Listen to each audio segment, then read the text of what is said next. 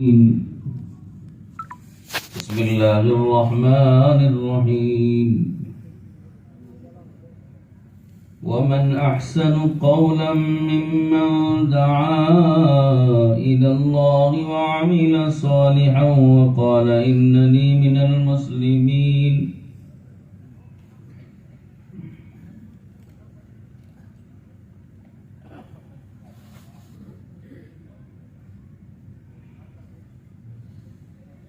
وقال النبي صلى الله عليه وسلم: أول صلاح هذه الأمة اليقين والزهد،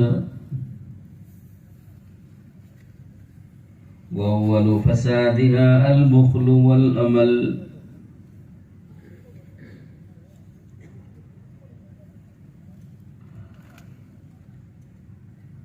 وقال النبي صلى الله عليه وسلم: من دعا إلى هدى كان له من الأجر مثل أجور من تبعه من غير أن ينقص من أجورهم شيئا، ومن دعا إلى ضلالة كان عليه من الإثم مثل آثام من تبعه من غير أن ينقص من آثامهم شيئا. وقال عليه الصلاة والسلام: طوبى لعبد جعله الله مفتاحا للخير ومغلاقا للشر، وويل لعبد جعله الله مفتاحا للشر مغلاقا للخير، أو كما قال رسول الله صلى الله عليه وسلم.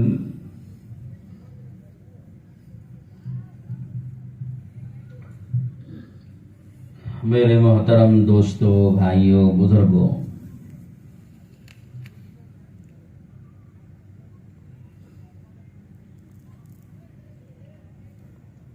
اللہ جل جلالہ عم نوالہ نے اس پوری کائنات میں ایک ایک مخلوق کو اور کائنات کی ایک ایک چیز کو پیدا کرنے کے بعد اس انسان کو دنیا میں بھیجا ہے، اور بھیجا ہے تو ایک بڑے اونچے مقصد کے لیے بھیجا ہے۔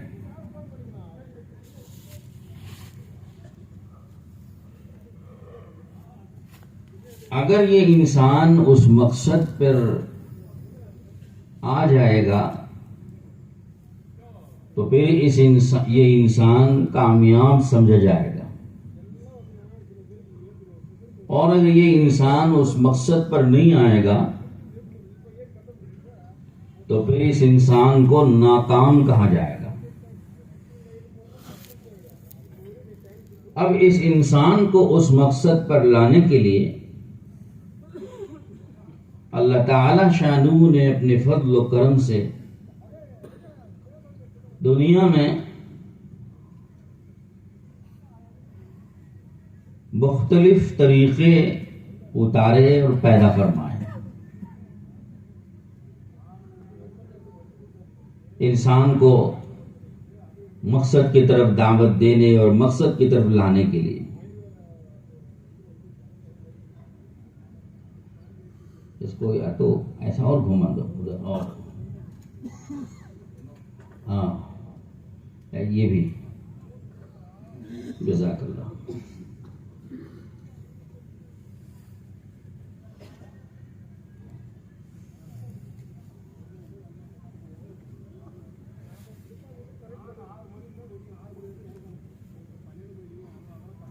اس انسان کو مقصد پر لانے کے لیے اللہ تعالی شانہ نے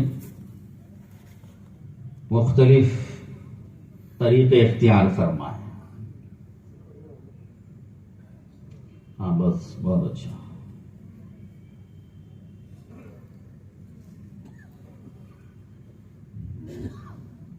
مجمع میں روشنی ہونی چاہیے، مجمع میں روشنی نہیں ہے۔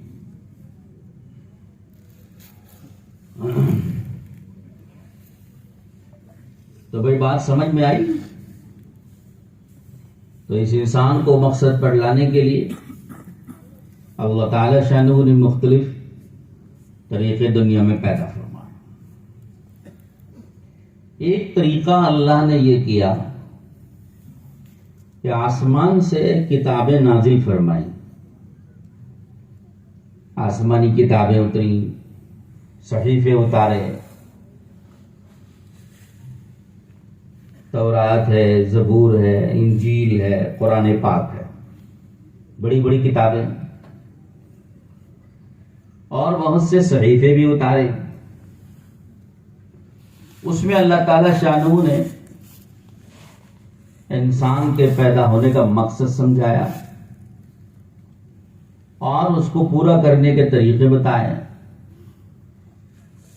اور زندگی گزارنے کے اصول اور ضابطے بتائے، اور بڑی رہبری فرمائی، رہنمائی فرمائی، انسان کو اندھیرے میں نہیں چھوڑا۔ پھر دوسرا طریقہ اللہ نے یہ بھی اختیار فرمایا،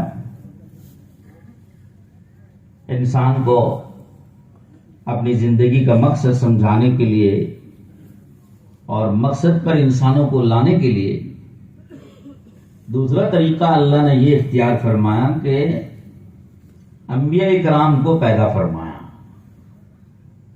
اپنے بندوں میں سے، انسانوں ہی میں سے چند بندوں کو منتخب کر کے، چن کر کے ان کو اللہ نے وہ آسمانی کتابیں بھی دی، وہ صحیفے دیے، اور ان کتابوں میں جو مضامین ہیں، جو باتیں ہیں، وہ اللہ نے اپنے نبیوں کو سکھائی اور سمجھائی، اور اپنے بندوں میں محنت کرنے کا طریقہ اور ان کو دعوت دے کے کھینچ کر مقصد پر لانے کا طریقہ سکھا دیا انبیاء کو۔ تو انبیاء کرام بڑی محبت سے، پیار سے، ہمدردی سے، درد مندی سے اور حکمت سے ہر مؤثر اور اچھے سے اچھے طریقے کو اختیار کر کے وہ انبیاء اپنی اپنی قوموں میں محنت کرتے تھے اور انسانوں کو راہ راست پر لانے کے لیے کوششیں کرتے تھے۔ تو یہ دوسرا طریقہ اللہ پاک نے اختیار فرمایا، اور یہ طریقہ اللہ پاک نے یہ بھی کیا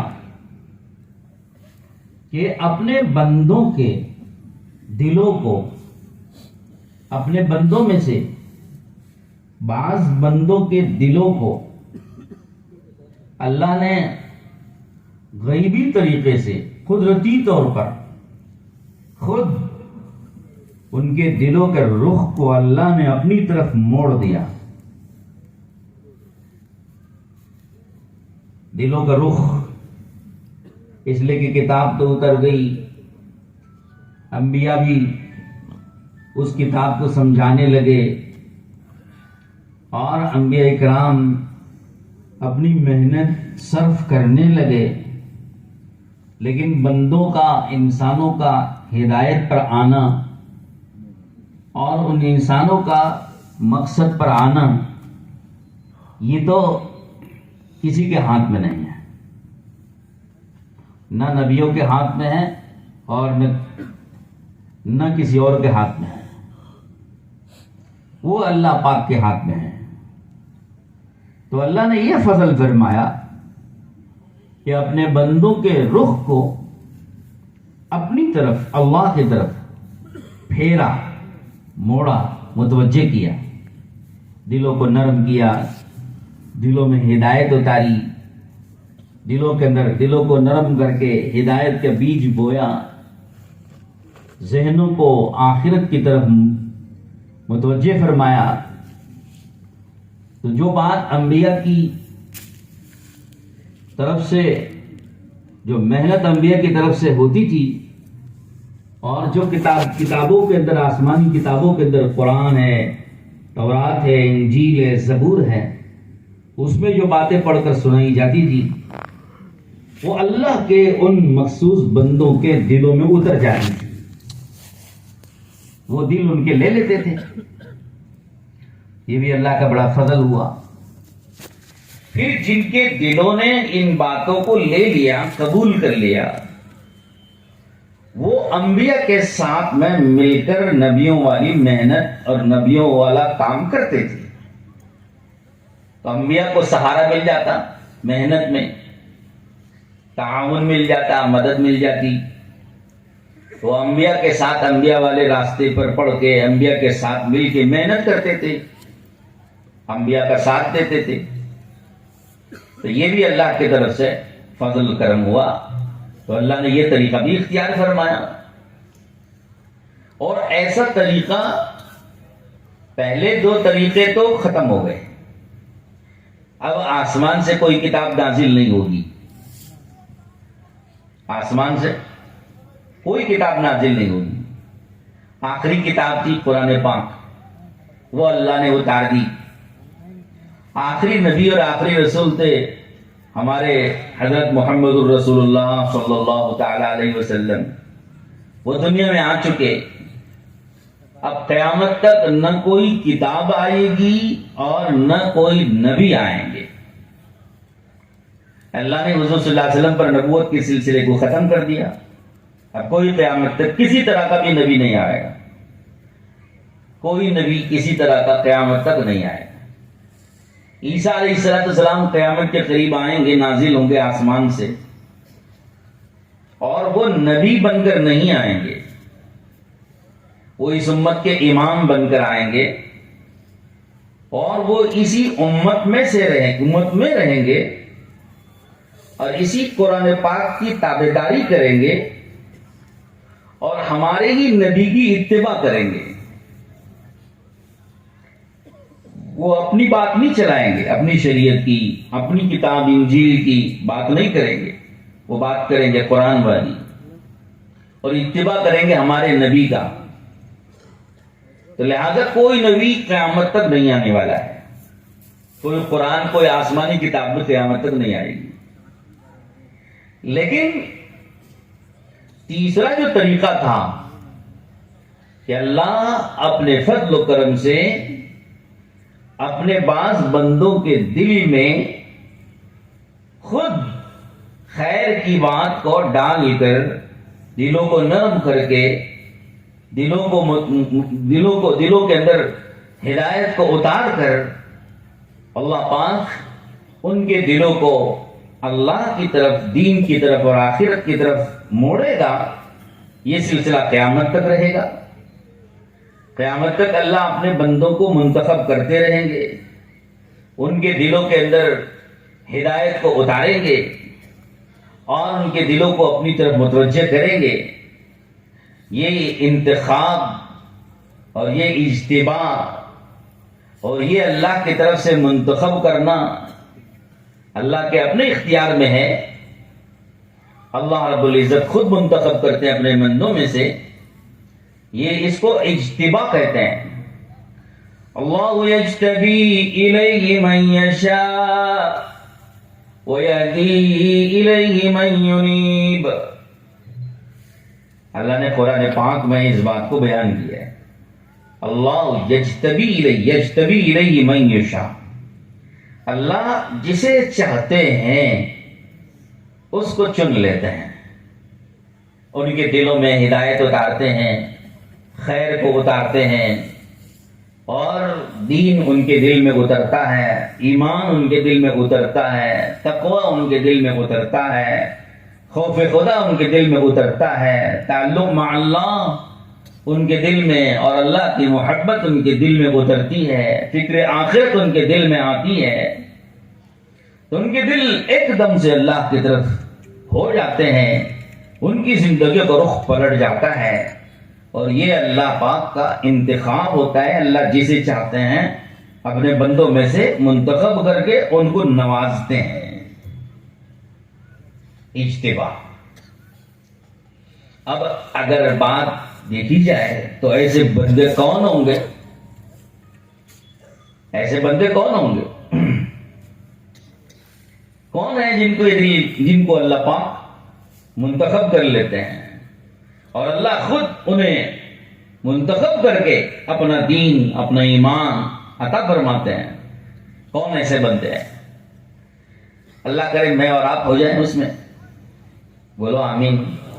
کہ اللہ ہمیں منتخب کر لے، اللہ ہمیں چن لے. ہمارے حضرت مولانا عمر صاحب پالن پوری رحمۃ اللہ علیہ فرماتے تھے کہ اللہ پاک جسے چاہتے ہیں منتخب کرتے ہیں، جسے چاہتے ہیں ہدایت دیتے ہیں. تو آخر کون ہیں وہ بندے جن کو اللہ پسند فرماتے ہیں اور چن لیتے ہیں؟ کون ہیں وہ بندے؟ اسی آیت میں اللہ نے اس کا جواب دیا ہے. اللہ نے اس کا جواب دیا ہے. وہ کیا جواب ہے؟ یہدی الیہ من ینیب، کہ اللہ ہدایت ان لوگوں کو دیتے ہیں جو انابت اختیار کرتے ہیں. انابت کے معنی کیا ہیں؟ کہ انابت کے معنی ہیں اللہ کی طرف رخ کرنا، اللہ کی طرف متوجہ ہونا اور اللہ کی طرف مڑنا. رخ اللہ کی طرف، توجہ اللہ کی طرف، اللہ کی طرف جانا، رخ کرنا، موڑنا. یہ ہے کہ جن کے اندر انابت ہوگی، اللہ کی طرف رجوع اختیار کریں گے، اللہ کی طرف متوجہ ہوں گے، ان کو اللہ رب العزت چن لیتے ہیں اور ان کو ہدایت سے مالا مال فرماتے ہیں. ایک اجتباعیت ہوتی ہے خصوصی اور ایک اجتباعیت عمومی. خصوصی اجتباعیت میں اللہ کی اپنی منشا ہوتی ہے، اللہ غیبی طریقے سے ایسے اسباب پیدا کرتے ہیں، بندوں کو چن لیتے ہیں. ایسا خصوصی اجتباعیت کا معاملہ خصوصی بندوں کے ساتھ ہوتا ہے. ایک عمومی اجتباعیت ہے کہ پوری انسانیت میں سے اللہ رب العزت کچھ بندوں کو ہدایت سے مالا مال فرماتے ہیں. اللہ چاہیں تو سب کو چن سکتے ہیں، سب کو ہدایت دے سکتے ہیں. ہاں، اللہ اگر چاہیں تو سب کو ہدایت دے سکتے ہیں. یہ ہمارا اور آپ کا یقین اور یہ ہمارے اور آپ کی امید ہونی چاہیے کہ اللہ چاہیں تو سب کو ہدایت دے سکتے ہیں. لیکن اللہ رب العزت کا ضابطہ اور اللہ رب العزت کی عادت اور اللہ رب العزت کا طریقہ ہمیشہ سے یہ رہا ہے کہ اللہ کچھ بندوں کو ہدایت دیتے ہیں اور اللہ کے کچھ بندے ہدایت سے محروم رہتے ہیں. وَلَوْ شِئْنَا لَآتَيْنَا كُلَّ نَفْسٍ هُدَاهَا وَلَوْ شِئْنَا لَآتَيْنَا كُلَّ نَفْسٍ هُدَاهَا. اگر ہم چاہیں ہر انسان کو ہدایت دے سکتے ہیں. سورہ سجدہ میں اللہ نے یہ بات فرمائی، وَلَوْ شِئْنَا لَآتَيْنَا كُلَّ نَفْسٍ هُدَاهَا وَلَكِنْ حَقَّ الْقَوْلُ مِنِّي لَأَمْلَأَنَّ جَهَنَّمَ مِنَ الْجِنَّةِ وَالنَّاسِ أَجْمَعِينَ. لیکن اللہ سب کو ہدایت نہیں دیتے. اس کی وجہ اللہ نے آیت کے اگلے ٹکڑے میں بیان فرما دی. تو ہم دعوت کے کام اور دین کی محنت کرنے والے، جو دعوت کی محنت اور دین کی جو محنت کر رہے ہیں، اسی کے لیے یہ اجتماع بلایا گیا اور اسی کے لیے تبلیغ اور دعوت کی محنت چلائی گئی اور اسی کے لیے سارے علماء کی کوششیں، فکریں، محنتیں اور اسی کے لیے چلے اور 4 مہینے، 3 دن مقامی محنت، بیرون کی محنت، خصوصی ملاقات، عمومی گشتیں، تشکیلی محنت، تعلیمی گشت، ہر لائن سے. اور اذانیں 5 وقتہ 5 نمازوں کے لیے مسجد کے میناروں سے اذانیں، جمعے کے خطبے، جلسے، علماء کے بیانات، کتابوں کا لکھنا، مضامین لکھنا، اخبار میں شائع کرنا، کتابچے اور رسالوں میں لکھ کر کے لوگوں کے ہاتھوں میں رسالے اور کتابچے پہنچا کے اس مضمون کو ان سے پڑھنے کو کہنا. مختلف طریقوں اور مختلف انداز جو اختیار کیے جا رہے ہیں، اور اللہ نے اپنے فضل و کرم سے اپنے بندوں میں یہ چیزیں جو چلائی ہیں، کہ اس سب کا مقصود کیا ہے؟ وہ محنت ہے، جس محنت کے نتیجے میں اللہ کے بندے انابت اختیار کرنے والے ہو جائیں، اللہ کے بندوں میں انابت زندہ ہو جائے. کیا مطلب؟ ابھی آپ نے سنا کہ اللہ جسے چاہتے ہیں چن لیتے ہیں اور اس کو ہدایت سے مالا مال فرما دیتے ہیں، جسے چن لیتے ہیں اس کے قلب میں ایمان ڈال دیتے ہیں، دین اتار دیتے ہیں، آخرت کی فکریں اس کے دل میں ڈال دیتے ہیں، خوف خدا ڈال دیتے ہیں، محبت الہی ڈال دیتے ہیں، دین کا جذبہ اس کے دل میں پیدا کر دیتے ہیں، دین پر جان اور مال اور وقت لگانے کا فکر اور جذبہ اس کے قلب میں پیدا کر دیتے ہیں، اور مقصد کے مطابق جینے اور مرنے کے لیے اس کے دل کو تیار کر دیتے ہیں. یہ سب جو اللہ رب العزت قیامت تک کرتے رہتے ہیں، تو یہ کن لوگوں کے ساتھ کرتے ہیں؟ کن کے دلوں کو اللہ متوجہ کرتے ہیں اور کن کے دلوں کو اللہ ہدایت سے مالا مال فرماتے ہیں؟ تو میں نے بتایا کہ قرآن کی اس آیت میں اللہ نے کہا یہدی الیہ من ینیب، اللہ یہ ہدایت اور یہ دین سے ان کے دلوں کو نوازنا اور دلوں کو نرم کر کے اپنی طرف دلوں کو نرم کر کے ہدایت سے ان کے دلوں کو مالا مال کرنا، یہ ان کے ساتھ ہوگا جن کے اندر انابت ہوگی. کیا ہوگی؟ انابت ہوگی. اور میں نے بتایا کہ بھائی انابت کے کیا معنی؟ کہ انابت کے معنی ہے اللہ کی طرف متوجہ ہونا. جب ان کے دل اللہ کی طرف متوجہ ہوں گے، بندوں کا ذہن اللہ کی طرف مڑے گا، نگاہیں اللہ کی طرف رخ کریں گی، دل میں اللہ کی طرف جانے اور اللہ کی طرف آنے کا جذبہ پیدا ہوگا، اور آخرت کی طلب دل میں پیدا ہوگی، دین کی طلب دل میں پیدا ہوگی، تو تب اللہ رب العزت ان کے دل میں یہ چیزیں اتارتے ہیں، ہدایت ان کے دلوں کو دیتے ہیں. تو اب میرے بھائیوں، یہ جو میں نے ساری محنتیں بتائیں، یہ ساری محنتیں بندوں کے دلوں کو اللہ کی طرف موڑنے کے لیے، اللہ کی طرف متوجہ کرنے کے لیے، انابت پیدا کرنے کے لیے، یہ ساری محنتیں اور دوڑ دھوپ ہے. کہ ہمارے اور آپ کے ذمہ یہ کام کرنے والے تو اللہ ہیں، دل بدلنے والے اللہ ہیں، ہدایت دینے والے اللہ ہیں، رخ موڑنے والے اللہ ہیں، دلوں کے اندر ایمان کے اتارنے والے اللہ ہیں، اور خوف خدا پیدا کرنے والے دلوں میں اللہ ہیں. تو سب کچھ تو اللہ کریں گے، لیکن ہمارے ذمہ کیا ہے؟ کہ جو شرط اللہ نے رکھی ہے کہ یہدی الیہ من ینیب، کہ اللہ ہدایت ان کو دیتے ہیں جن کے اندر انابت ہو، اللہ کی طرف رجوع ہو، تو ان کو اللہ ہدایت دے دیتے ہیں. تو اب ہماری اور آپ کی محنت، ہمارے اور آپ کا زور، اور یہ سارے علماء کی محنتیں اس بات کے لیے ہیں کہ اللہ کے بندوں کے دل میں انابت پیدا ہو جائے، طلب پیدا ہو جائے، رجوع پیدا ہو جائے. اس رجوع اور اس انابت کو دلوں کے اندر پیدا کرنے کے لیے یہ ساری دوڑ دو پر محنت ہے. یہ ہمارے ذمہ ہے، ہمارے ذمہ ہے یہ محنت. اتنی محنت ہم کریں اور اتنی کوشش ہم کر لیں، ہر ایک کے دل میں انابت پیدا ہو جائے، رجوع پیدا ہو جائے، طلب پیدا ہو جائے. یہ ہمارے ذمہ محنت ہے. جب انابت پیدا ہو گئی، رجوع پیدا ہو گیا، رخ اللہ کی طرف مڑ گیا، تو کیا ہوگا؟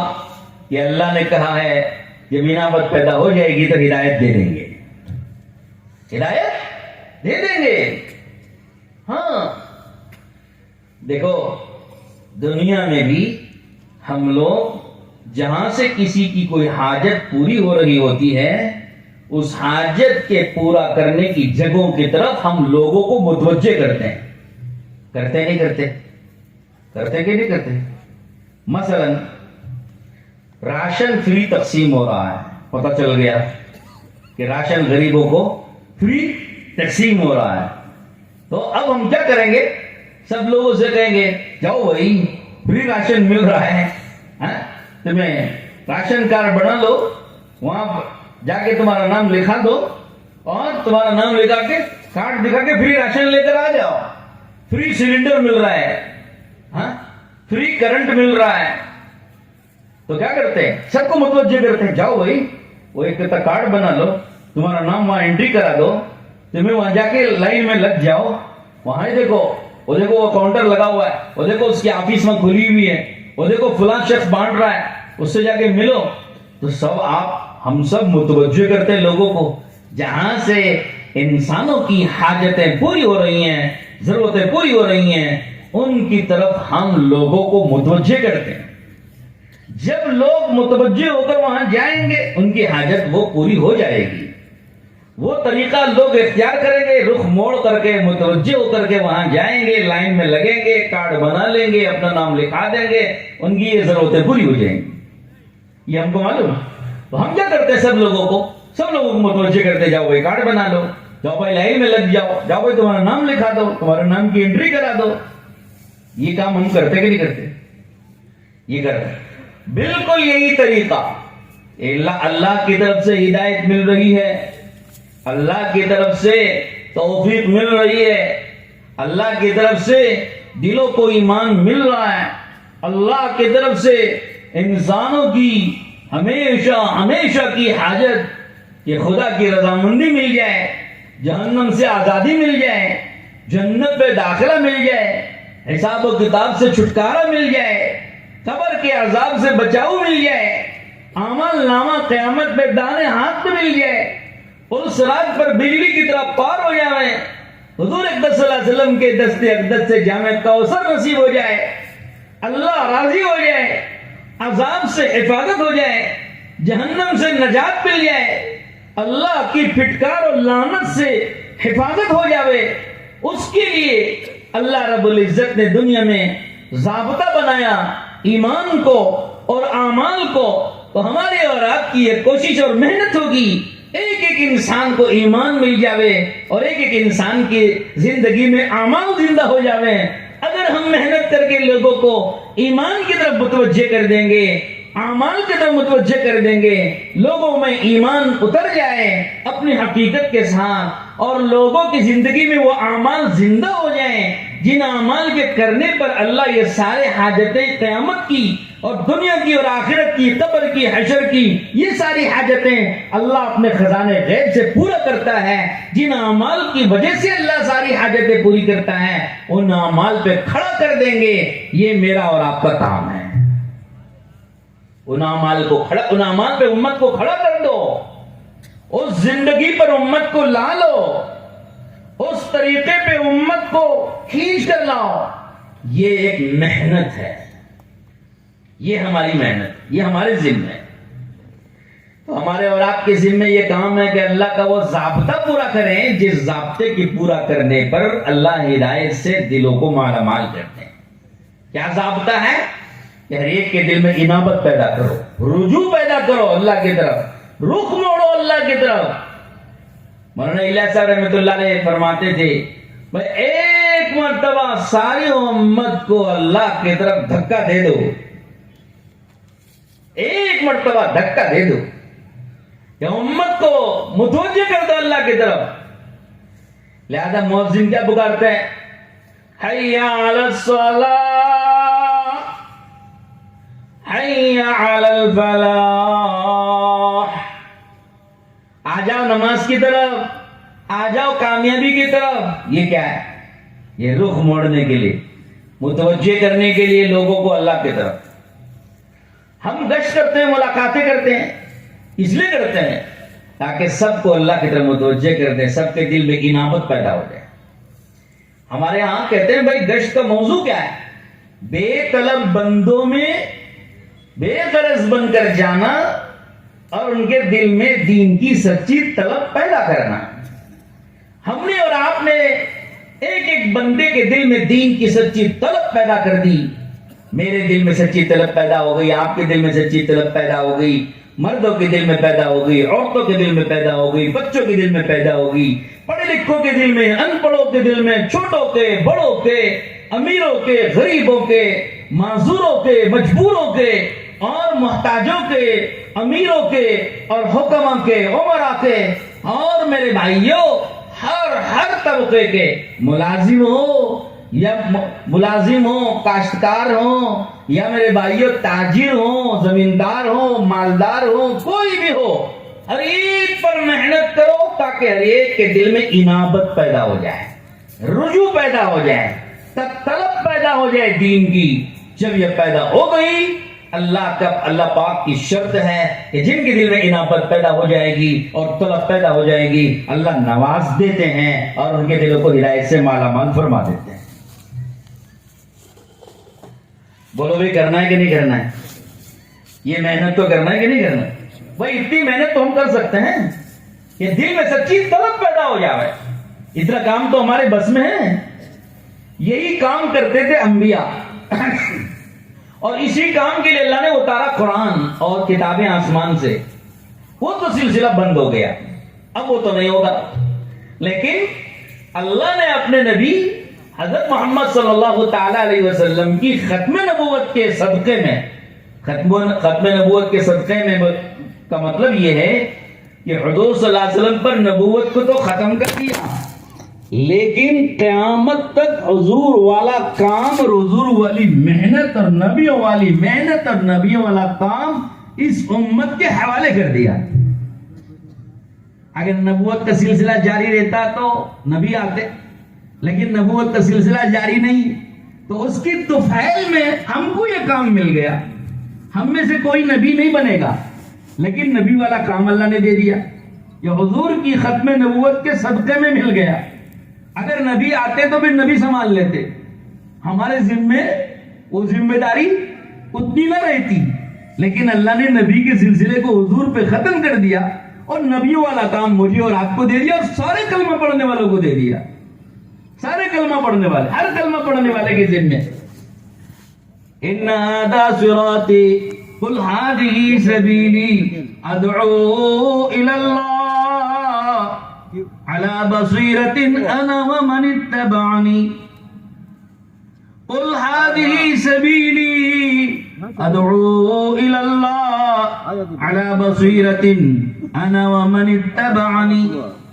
آپ فرما دیجئے یہ میرا راستہ ہے، یہ میرا طریقہ ہے، وہ کیا ہے؟ ادعو الی اللہ، میں لوگوں کو اور اللہ کے بندوں کو اللہ کی طرف بلاتا ہوں، انا ومن اتبعنی، یہ بلاتا ہوں میں بھی، اور قیامت تک آنے والے میرا کلمہ پڑھ کے میری اتباع کرنے والے بھی بلائیں گے۔ دیکھو آیت پاک میں اللہ نے بات سمجھا دی، حضور صلی اللہ علیہ وسلم کی زبان سے کہلوا دیا کہ حضور بھی بلائیں گے، اور حضور کے بعد قیامت تک آنے والے حضور کی اتباع کرنے والے بھی بلائیں گے۔ وہ کون ہے حضور کی اتباع کرنے والے؟ پھر ہاتھ اٹھاؤ، ہم آئے کہ نہیں ہیں؟ ارے ہم سب آئے نا، ہر کلمہ پڑھنے والا حضور کا اتباع کرنے والا ہے کہ نہیں ہے؟ تو اب یہ کام کس کا ہوا؟ علماء کا ہوا، تبلیغ والوں کا ہوا، یا امام صاحب کا ہوا، یا خطیب صاحب کا ہوا، یا متولی صاحب کا ہوا، یا پیسے والوں کا کام ہوا؟ کس کا کام ہوا؟ بولو، ارے بولو، ارے زور سے بولو نا۔ ہم سب کا ہوا، ہم سب کا، ہر کلمہ پڑھنے والے کا۔ نبی کی اتباع کرنے والا تو ہر امتی ہے جو حضور کا کلمہ پڑھ چکا ہے، تو اس کا کام ہوا۔ کیا کام ہے؟ ادعو الی اللہ، کہ اللہ کی طرف بلاتا ہوں، یہ میرا سب کا کام ہو گیا۔ فائدہ کیا ہوگا کہ جب ہم اللہ کی طرف اللہ کے بندوں کو بلاتے ہیں اور دعوت دیتے ہیں تو لوگوں کے دل اللہ کی طرف متوجہ ہو جاتے ہیں. اور ہمارا کام اتنا ہے جو پورا ہو جانے کا. ہمارا کام اتنا ہی ہے، دلوں میں طلب پیدا کر دینا ہے، رجوع کرا دینا ہے، انابت پیدا کر دینا ہے. یہ ہمارے بس میں ہے. باقی ہمارے بس میں نہیں ہے. باقی کام کس کے ذمہ، کس کے بس میں ہے؟ ارے کس کے بس میں؟ اللہ، ان کے ذمہ اور ان کے بس میں ہے. تو اللہ کہتے ہیں میرے بندو، جو تمہارے بس میں اتنا تو تم کر دو، جو میرے بس میں ہے وہ میں کروں گا. اب میرا اختیار ہے. تم نے کتنے بندوں کو متوجہ کر کے لایا ہے مسجد تک، مسجد کی صف تک اور دہلیز تک اور اجتماع تک اور میرے راستے تک، میرے طریقے تک. تم نے محنت کر کے جن بندوں کو لایا ہے، اب میری مرضی چلے گی. اب ان میں سے میں جس کو چاہتا ہوں منتخب کر کے ان کو میں ہدایت دیتا ہوں. اور عام طور پہ جب ہم اپنی کوشش صرف کر کے ہر ایک کو جب متوجہ کر دیتے ہیں، دل میں اگر کسی بھی مومن کے سچی طلب پیدا ہو جاوے گی اور اس کے دل میں انابت پیدا ہو جاوے گی، اس کے دل کی سچی نیت ہو جاوے گی کہ مجھے اللہ کی طرف آنا ہے، رجوع کرنا ہے، انابت اختیار کرنا ہے، اللہ سے ملنا ہے، اللہ سے جڑنا ہے. دل میں جب سچی طلب پیدا ہو جائے گی، اللہ رب العزت کا یہ عام طور پہ اس ضابطہ رہا ہے، اللہ ضرور بالضرور اس کو نوازتے ہیں. ہدایت سے ان کے دلوں کو مالا مال فرما دیتے. عادت اللہ کی ایسی ہے. اللہ یہ کہ کوئی آدمی یہاں آ کے بھی محروم ہو جاوے، مسجد کی دہلیز کے اندر آ کے بھی مسجد سے واپس بھاگ جائے اور خدا کے راستے میں پڑھ کے بھی خدا کا راستہ چھوڑ جائے، یہ اس کی اپنی بدقسمتی ہوگی. اس کی اپنی بدقسمتی ہوگی. ورنہ عام طور پہ جو بندہ اللہ کے اس راستے تک آ جاتا ہے اور مسجد تک آ جاتا ہے اور خدا کی طرف متوجہ ہو جاتا ہے، اس کے دل میں واقعی سچی نیت ہو جاتی ہے کہ اب مجھے اللہ سے جڑنا ہے، اللہ سے اپنی صلاح کرا لینی ہے، اللہ سے اپنا معاملہ ٹھیک کر لینا ہے. جب یہ اتنی بات جب کسی بندے کے دل میں پیدا ہو جاتی ہے، پھر اللہ اس کے دل کو مالا مال فرما دیتے ہیں. مالا مال فرما دیتے ہیں. تو یہی کام نبی کرتے تھے، متوجہ کر کے لا کے یہاں تک کھڑا کر دیتے. امیر صاحب جماعت کے وہ بھی کیا کرتے ہیں؟ ہم سب تبلیغ اور دعوت کی محنت کر کے، گشت کر کے، ملاقات کر کے، خصوصی عمومی جس طرح کی بھی ہو کوشش کر کے، اور علماء، خطبہ اور مؤذنین سب اپنی اپنی کوششوں محنتوں کے ذریعے سے ان کو لا کے یہاں تک کھڑا کر دینے کا کام کرتے ہیں. کہ کہتے ہیں اللہ سے کہ اللہ اتنا تو ہمارے بس میں تھا، آگے آپ کے ہاتھ میں، آگے آپ کے ہاتھ میں. تو میرے بھائیوں، دعوت و تبلیغ کی یہ محنت اس امت کے ایک ایک فرد کے دل میں وہ انابت و طلب پیدا کرنے کے لیے ہے. تو دعا کرنی اللہ سے کہ اللہ ہم تو اتنی محنت ضرور کریں گے، لیکن آپ لوگوں کے دلوں کو متوجہ کر دیجیے. گشتوں میں جاتے ہیں تو گشتوں میں کیا دعا مانگ کے جاتے ہیں؟ یا اللہ جن کے پاس جا رہے ہیں ان کے دلوں کو نرم کر دے، ہے نا. کوشش کرتے ہیں گھیر گھار کے اسی ایک آدمی لگاتے ہیں کہ دیکھو چلا نہ جائے، ذرا دل میں نگرانی کرو، ساتھی کہیں چھوٹ نہ جائے. جس کو گشت میں نقد وصول کر کے لا رہے ہیں چھوٹ نہ جائے، تو ایک ساتھی کو پیچھے لگاتے ہیں. پھر استقبال میں بھی کھڑا کرتے ہیں مسجد میں، تاکہ آنے والے کو استقبال کریں. او ماشاءاللہ ماشاءاللہ، آ جاؤ آ جاؤ آ جاؤ. یہ سب اللہ کا کرم ہے، اللہ کا فضل ہے، جو اللہ رب العزت نے اپنے بندوں کو اپنی طرف متوجہ کرنے کے لیے سبب کے طور پر دنیا میں اللہ نے پیدا کیا ہے. ورنہ کون کس کو پوچھتا ہے؟ کون کس کو پوچھتا ہے؟ ہر ایک کو اپنی پڑی ہوئی ہے، کون متوجہ کرے گا؟ کسی کیا غرض؟ لیکن اللہ رب العزت نے فضل فرمایا. اللہ جزائے خیر دے مولانا الیاس صاحب رحمۃ اللہ علیہ کو اور ان کے ساتھ دینے والے اکابر علماء بزرگان دین کو، جنہوں نے اس طریقے کو امت میں پھیلا کر امت میں ہزاروں لاکھوں کروڑوں انسانوں کی ہدایت پر آنے کا اللہ رب العزت نے دنیا میں ایک راستہ پیدا کر دیا، ایک کام اللہ رب العزت نے زندہ کر دیا، ایک کام زندہ کر دیا۔ لاکھوں انسانوں کے، کروڑوں انسانوں کے ہدایت پر آنے کے لیے یہ کام، کروڑوں انسانوں کو کے اندر انابت پیدا کرنے کے لیے، کروڑوں انسانوں کو اللہ کی طرف سے ہدایت کے ملنے کے لیے ایک محنت اور ایک کام اللہ نے اپنے کرم سے زندہ کر دیا۔ یہ قیامت تک جاری رہے گا، یہ محنت قیامت تک رہے گی، یہ سلسلہ قیامت تک رہے گا۔ میں نے شروع میں عرض کیا کہ دو طریقے تو ختم ہو گئے، آسمان سے کوئی کتاب نہیں اترے گی، نبی کوئی اب نیا نہیں بنایا جائے گا، لیکن تیسرا طریقہ قیامت تک رہے گا کہ اللہ رب العزت ہدایت لوگوں کے دلوں میں اتارتے ہیں، اور اس کے اتارنے کے لیے اتارتے ان کے دلوں میں جن کے دل میں انابت ہوگی، اور انابت لوگوں کے اندر پیدا کرنے کے لیے محنت، یہ محنت قیامت تک رہے گی، اور وہ محنت میرے اور آپ کے ذمہ دی۔ جو محنت کرے گا وہ پائے گا، اس کو بہت کچھ ملے گا۔ اللہ کے بچھڑے بندوں کو، اللہ سے دور ہوئے بندوں کو اللہ سے قریب کرنا اور اللہ سے ملانے کا جو کام کرے گا اسے بہت کچھ ملے گا، بہت اللہ نوازیں گے، بڑے انعامات دیں گے، بڑا اجر و ثواب دیں گے، اور اس کو تو بہت کچھ ملے گا۔ یہ تو نبیوں والا کام تھا، نبیوں والی محنت تھی، اس لیے اللہ پاک ایسے بندوں کو ضرور دیں گے، خوب دیں گے، جو سارے انسانوں کو اللہ کی طرف کھینچ کے لا رہے ہیں، محنت کر کے سب لوگوں کو لا رہے ہیں۔ اب آپ اجتماع اتنا بڑا کر رہے ہیں تو یہ اجتماع ایسے ہو جائے گا۔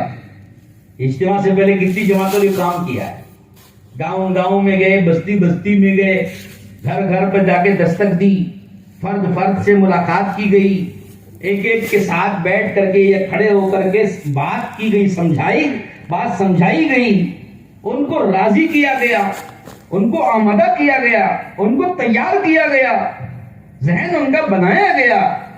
جن بندوں نے اتنی ساری محنت کر کے یہاں اللہ کی طرف لوگوں کو، امت کو لانے کے لیے کوشش کی ہوگی، اور اس کوشش کے نتیجے میں سینکڑوں ہزاروں انسان ہدایت پا جائیں گے، تو جن بندوں نے محنت کی ہوگی اللہ ان کو محروم کر دے گا۔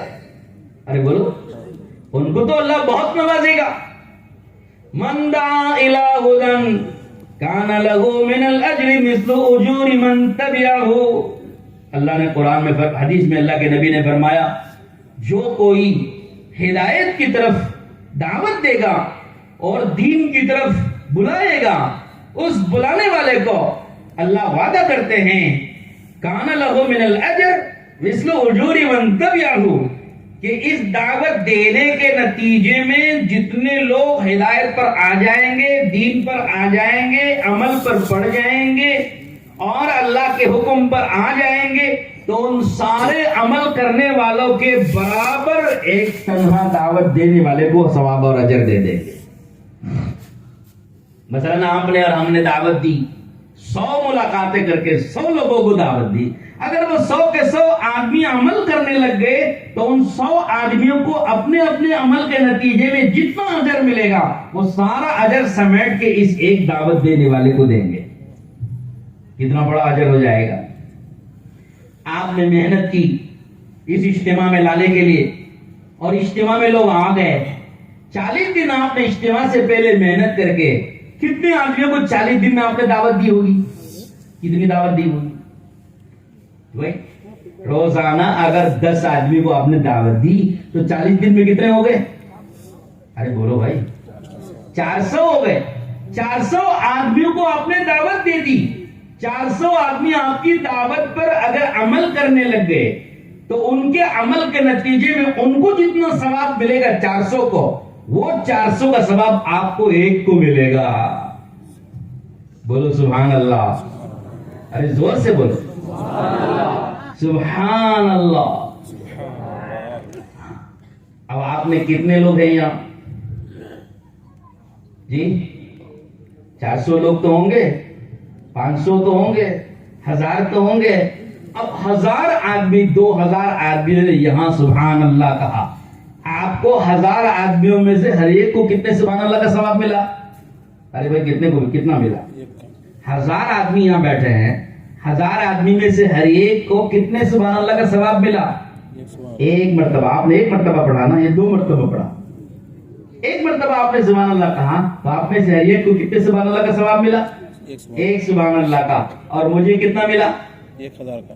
مجھے 1000 لوگوں کے برابر سبحان اللہ کا ثواب ملا۔ یہ ہے دعوت کا ثواب۔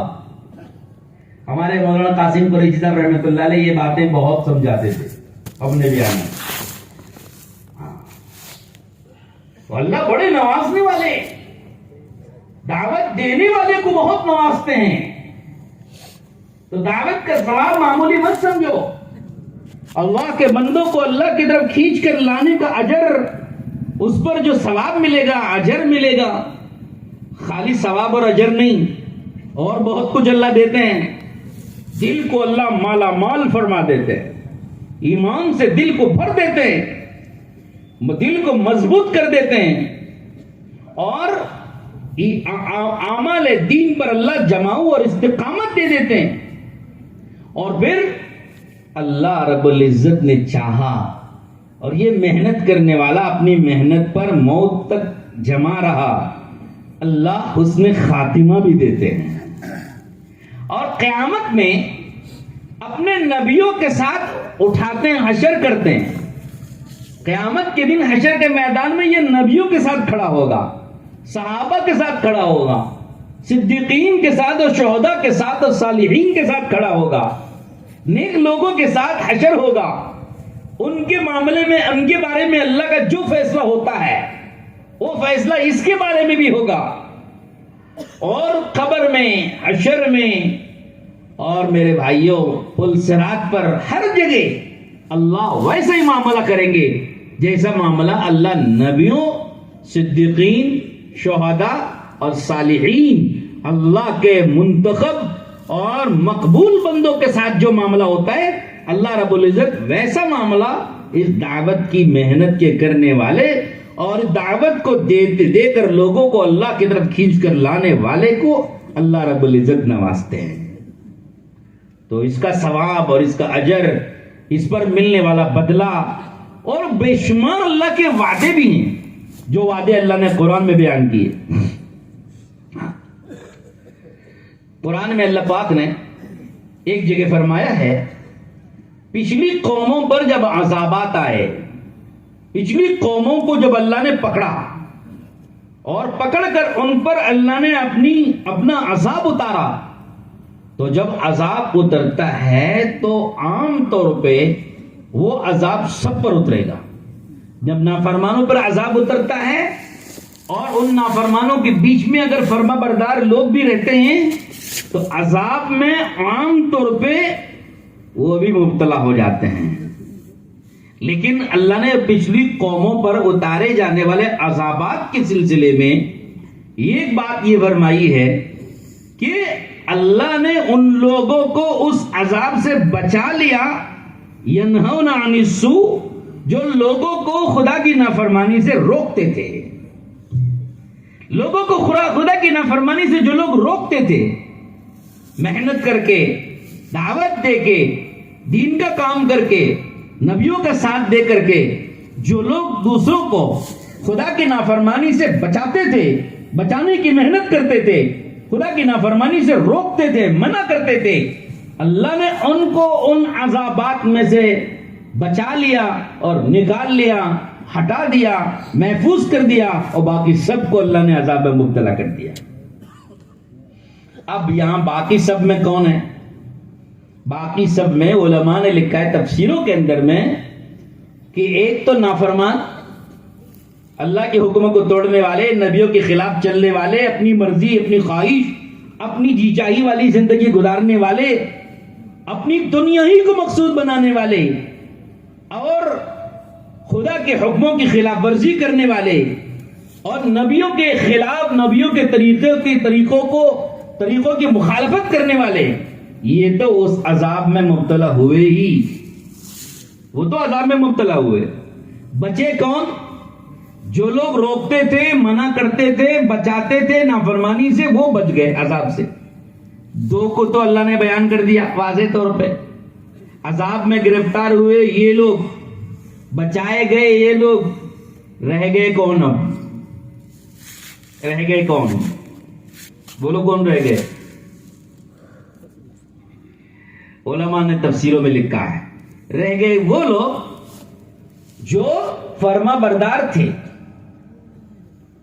نافرمان نہیں تھے، فرما بردار تھے، ایمان والے تھے، اطاعت گزار تھے، لیکن انسانوں کو نافرمانی سے روکنے کا کام نہیں کرتے تھے۔ دوسروں کو روکنے کا کام، دوسروں کو ہدایت پر لانے کا کام، دوسروں کو منع کرنے کا کام خدا کی نافرمانی سے، اور دوسروں کو فرما برداری کی دعوت دینے والے، محنت کرنے والے، دین کی محنت کرنے والے، وہ ان میں نہیں تھے۔ خود تو اطاعت گزار تھے، خود تو فرما بردار تھے، خود تو ایمان والے تھے، لیکن دوسروں کو منع نہیں کرتے تھے، دوسروں کو روکتے نہیں تھے، دوسروں میں ہدایت کی اور دین کی محنت نہیں کرتے تھے، وہ رہ گئے۔ ان کا کیا ہوا؟ قرآن نے اس کو بیان نہیں کیا، لیکن علماء نے تفسیروں میں لکھا ہے کہ اس عذاب میں وہ لوگ بھی گرفتار ہو گئے۔ ان کا تذکرہ صراحتاً نہیں کیا، لیکن تفسیروں میں علماء نے لکھا ہے کہ اس عذاب میں وہ بھی مبتلا ہو گئے۔ کیوں؟ کہ اللہ نے ایک کو بیان کیا کہ کس کو عذاب سے بچایا؟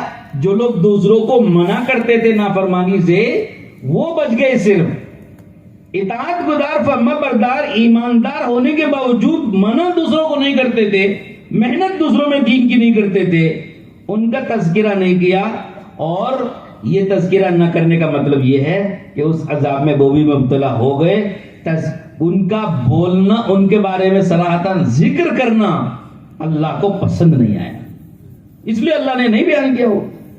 تو بہرحال میرے دوستوں، بھائیوں، بزرگوں، میں عرض یہ کر رہا ہوں کہ محنت کر کے امت کو اور انسانیت کو متوجہ کرنا اللہ کی طرف، ہدایت کی طرف اور دین کی طرف لانا، یہ ایک نبیوں والی محنت اور نبیوں والا کام تھا جو اللہ رب العزت نے مجھے اور آپ کو عطا فرمایا۔ اور جو محنت کرے گا وہ پائے گا، جو محنت کرے گا وہ پائے گا۔ کہ اللہ رب العزت اجر و ثواب بھی بہت دیتے ہیں محنت کرنے والے کو، اور اپنی عنایتوں سے اور اپنی نوازشات سے ان کو مالا مال بھی کرتے ہیں۔ اس میں ایک نوازش اللہ کی یہ ہوگی کہ اگر عذاب نازل ہوا، اللہ عذاب سے ان لوگوں کو بچا لے گا، اور یہ بہت بڑی بات ہے۔ مختلف عذابات دنیا میں اترتے ہیں، اس امت پر اللہ رب العزت کا یہ کرم ہے، جیسے پچھلی امتوں پر عذابات آتے تھے، ایک دم سے سب کو ہلاک کر دیا گیا، پتھر کی بارش ہو گئی، سب کے سب ختم ہو گئے، زمین ہلا دی گئی، سب کے سب دھسا دیے گئے، طوفان آیا، سب کے سب تباہ ہو گئے۔ پچھلی امتوں میں ایسا ہوتا تھا، لیکن اللہ رب العزت نے حضور پاک صلی اللہ تعالی علیہ وسلم، جن کو اللہ نے رحمت للعالمین بنا کے بھیجا ہے دنیا میں، آپ صلی اللہ علیہ وسلم کی دعا کی برکت سے اس امت پر ایسے عذابات اللہ نازل نہیں کرے گا۔ حضور نے یہ دعا فرمائی صلی اللہ علیہ وسلم، دعا کرو کہ اللہ ہماری طرف سے اور پوری امت کی طرف سے حضور صلی اللہ علیہ وسلم کو لاکھوں درود و سلام پہنچا دے۔ آپ نے دعا فرمائی کہ یا اللہ میری امت عذاب میں مبتلا ہو کے پوری کی پوری ہلاک نہ ہو جائے۔ اللہ نے قبول فرما لیا۔ یہ حضور صلی اللہ علیہ وسلم کی رحمت والی دعا تھی جو آپ نے فرمائی، اور اس کے نتیجے میں یہ امت ایک دم پوری کی پوری تباہ نہیں ہو جائے گی۔ ایسا کوئی ظالم ان کے اوپر مسلط نہ ہو جو سب کو ایک لگ ختم کر دے۔ یہ بھی حضور کی دعا ہے اور اللہ نے وہ قبول فرمائی۔ ہاں، تو حضور کی دعا کا نتیجہ ہے ایک دم پوری امت ختم نہیں ہوگی، پورا ایک دم ایسے عذابات جو پچھلی امتوں پر نازل ہوئے وہ نہیں اتریں گے، لیکن اللہ نے ڈرایا ہے۔ ہاں، أَأَمِنْتُمْ مَنْ فِي السَّمَاءِ أَنْ يَخْسِفَ بِكُمُ الْأَرْضَ فَإِذَا هِيَ تَمُورُ۔ قرآن میں اللہ نے ڈرایا، کیا تم لوگ مامون ہو گئے، محفوظ ہو گئے مطمئن ہو گئے اس آسمانی رب سے جو چاہے تو زمین کو ہلا کے زمین کا تم سب کو لقمہ بنا دے. تم اس سے مطمئن ہو گئے. اللہ نے ڈرایا ہے بہت. ہاں تو ڈرتے بھی رہنا ہے. پچھلی امتوں کے حالات اللہ اسی لیے بیان کرتے تاکہ یہ امتوں کے حالات لوگ سن کر کے ڈر کے ساتھ زندگی گزاریں, ڈرتے رہے. ڈر اور امید دو چیزیں ہیں. ایک طرف اللہ کی رحمت کا امید ہوا کہ اللہ نافرمانی کے باوجود ہماری نافرمانی اللہ معاف کرے گا. اللہ غفور الرحیم ہے, بڑا بخشنے والا ہے, بہت معاف کرنے والا ہے. زندگی بھر کے گناہ ہوں, سمندر کے برابر گناہ ہوں, نافرمانیوں پر نافرمانیاں ہوتی چلی جائیں, 70 سال کا گنہگار ہو, 90 اور 80 سال کا کوئی گنہگار بھی ہو, لیکن دو آنسو بہا کر کے ایک مرتبہ توبہ کر لیتا ہے, اللہ 70 سال کے 90 سال کے زندگی بھر کے گنہگار کو اس کے 2 آنسو اور 2 توبہ کے بول پر اللہ سب گناہ معاف فرما دیتے ہیں. رحمت والا بھی ہے, رحمت والا بھی ہے, رحیم و کریم ذات ہے اللہ کی. تو اللہ کی رحمت سے امید بھی لگانا ہے اور اللہ کے عذاب سے ڈرتے بھی چلنا ہے کہ ان بطش ربک لشدید, تمہارے رب کی پکڑ بڑی سخت ہے. جب وہ پکڑنے پر آئے گا نافرمانوں کے چھکے چھوڑا دے گا, چھٹی کا دودھ یاد دلا دے گا, دن میں تارے نظر آ جائیں گے, دماغ کی چولے ہلا دے گا, دل کپ کپانے لگیں گے, ہاتھوں پیر تھرانے لگیں گے, زمین بھی پناہ مانگنے لگے گی, ہوائیں بھی پناہ مانگنے لگیں گی, سمندر ڈرنے لگے گا, پناہ مانگنے لگے گا, جہنم بھی پناہ مانگنے لگے گی. ایسے عذابات پر وہ قادر ہے. تو ڈرنا بھی ہے. یہی تو ایمان ہے. کبھی ڈر ہو کبھی امید ہو. نافرمانی اگر ہونے لگے تو خدا سے ڈرے, کہیں خدا پکڑ نہ کر لے, کہیں خدا ناراض نہ ہو جائے, کہیں خدا رب العزت غضبناک نہ ہو جائے, خدا اپنی رحمت سے محروم نہ کر دے. خدا جو نعمتیں ہمیں دیا ہوا ہے نعمتیں چھین نہ لے. ایک صاحب بیت اللہ کا طواف کر رہے تھے. طواف کے دوران ایک عورت پر نگاہ پڑ گئی اور انہوں نے نگاہ اٹھا کے دیکھی. ایک عورت پہ غیر محرم پہ عورت نگاہ پڑ گئی, نگاہ اٹھا کے دیکھ لی, پسند آ گئی. غائب سے ایک ہاتھ نکلا, زوردار تھپڑ لگایا, آنکھ پھوٹ گئی. کیا ہوا؟ آنکھ پھوٹ گئی. غیب سے آواز آئی ہے, ایک مرتبہ دیکھا ہے, اگلی بار دیکھے گا دوسری آنکھ بھی پھوٹ جائے گی. تو خدا پکڑنے والا بھی ہے. تو اس لیے کہتے ہیں نافرمانوں کو ڈرایا ہے اللہ نے. یہ خدا کی نافرمانی کرتے ہوئے ڈرتے ہوئے چلو. ایک ایک نافرمانی پر اگر وہ پکڑنے پہ آئے گا تو ایسے پکڑے گا, چھٹی کا دودھ یاد دلا دے گا. حسن بصری رحمت اللہ علیہ بڑے اللہ والے تھے. ایک مرتبہ ان کے وقت کے بادشاہ نے ان کو مجبور کیا کہ وہ اس بادشاہ کی منشا اور مرضی کے مطابق فتویٰ دیں, مسئلہ بتائیں. انہوں نے انکار کر دیا کہ میں تو اللہ کی مرضی کے مطابق فتویٰ دوں گا, تمہاری مرضی کے مطابق نہیں دوں گا. وہ ناراض ہو گیا, اس نے گرفتاری کا وارنٹ جاری کر دیا, گرفتار کرو ان کو. اللہ والے ہیں, وقت کے بزرگ ہیں, ولی ہیں, خدا کے خاص بندے ہیں, بڑے زبردست عالم ہیں, محدث ہیں, بزرگ ہیں.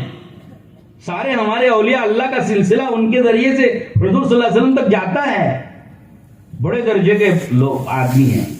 ان کو گرفتار کر کے ان کو سزا دینے اور تکلیف دینے کا ارادہ اور فیصلہ کر لیا. وہ حرم میں تھے, خود گرفتار کرنے کے لیے اپنی فوج کو لے کے مکہ مکرمہ کی طرف چل پڑا. حسن بصری رحمت اللہ علیہ حرم میں لیٹے ہوئے تھے. فضیل بن عیاض رحمت اللہ علیہ کی گود میں سر، سفیان بن عیینہ رحمت اللہ علیہ کی گود میں پاؤں. ایسے شان سے بادشاہ وقت ہے، یہ دلوں کے بادشاہ ہے.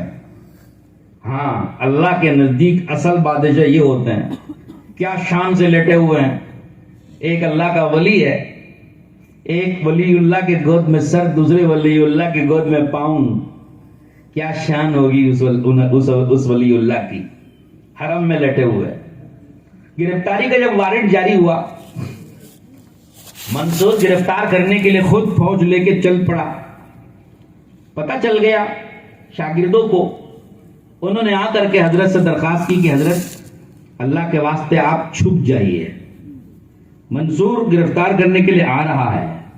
وہ آپ کو گرفتار کرے گا تو ہم کو دیکھا نہیں جائے گا، ہم کو برداشت نہیں ہوگا کہ ہمارے شیخ، ہمارے پیر و مرشد، ہمارے استاد اور ہمارے یہ بزرگ، ان کو ایک بادشاہ وقت آ کر گرفتار کر کے لے جائے. ہم کیسے برداشت کر لیں گے؟ ہم سے نہیں برداشت ہوگا. ہم نہیں، لیکن ہم بچا بھی نہیں سکتے. ہم آپ سے گزارش کرتے ہیں آپ چھپ جائیں. حضرت نے کچھ نہیں سنا، بس ایسی شان سے لیٹے رہے. دل کا تعلق اللہ سے. ہاں، اب منصور چلتے چلتے چلتے مکے کے قریب آ گیا تو حضرت کو پھر اطلاع دی گئی. بار بار اطلاع دیتے رہے. آخر میں شاگردوں نے آ کے گزارش کی، لا تشمت بنا الاعداء، دشمنوں کو خوش نہ کریں اور ہم کو اس کا موقع آپ نہ دیجئے کہ ہمارے سامنے دشمن ہم پر ہنستا رہے. ہم کو رسوا نہ کیجئے. بار بار گزارش کی. جلال آیا. کیا آیا؟ جلال آیا. ایمان جب دل میں ہوتا ہے، تعلق مع اللہ جب دل میں ہوتا ہے، اور اللہ کے نیک بندوں کا جب دل اللہ کی طرف متوجہ ہوتا ہے، تو ایسے موقع پر ڈرنے کی ضرورت ہے. کہتے ہیں کہ بھائی حلیم آدمی، بردبار آدمی، صبر کرنے والا آدمی، وہ صبر اگر کر رہا ہے تمہاری تکلیفوں پر، تو صبر کرنے والے کے صبر سے ڈرو. جب وہ تمہاری ایذاؤں اور تکلیفوں پر صبر کرنے لگے، اس صبر سے ڈرنا. کیوں؟ ان اللہ مع الصابرین، صبر کرنے والوں کے ساتھ اللہ کی خصوصی مدد ہوتی ہے. اگر وہ اسی صبر کے ساتھ رہے تو ڈرو اللہ کی مدد اس کے ساتھ نہ ہو جائے اور پھر تمہارے حالات خراب نہ ہو جائیں. ظالم جب ظلم کرنے پر آتا ہے اور صابر جب صبر کرنے لگتا ہے، تو جب صبر کا دامن لبریز ہو جاتا ہے، خدا اپنے ان مخصوص صابر بندوں کی مدد کو ایسا اترتا ہے کہ ظالم کو اللہ رب العزت اس کی نیندیں حرام کر دیتے ہیں. کیسی پکڑ کریں گے اللہ ہی جانے. اس لیے ہمارے ذمہ ہے صبر. حالات پہ صبر کرنا، مشکلات کو برداشت کرنا، اور ناموافق حالات کو اللہ کے لیے سہتے رہنا اور برداشت کرتے رہنا اور اللہ کی طرف متوجہ ہونا. یہی ہمارے پاس علاج ہے اور ہمارا طریقہ ہے جو ہمارے بزرگوں نے ہم کو سکھایا.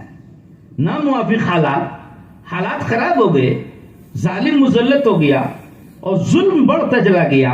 ایسے موقع پر اللہ کی طرف متوجہ ہونا اور صبر و تحمل کے ساتھ اللہ کی مدد کو متوجہ کرنا، یہی ہمارے پاس حل ہے. اور یہ بہت بڑی طاقت ہے، یاد رکھنا. اتق الحلیم اذا غضب.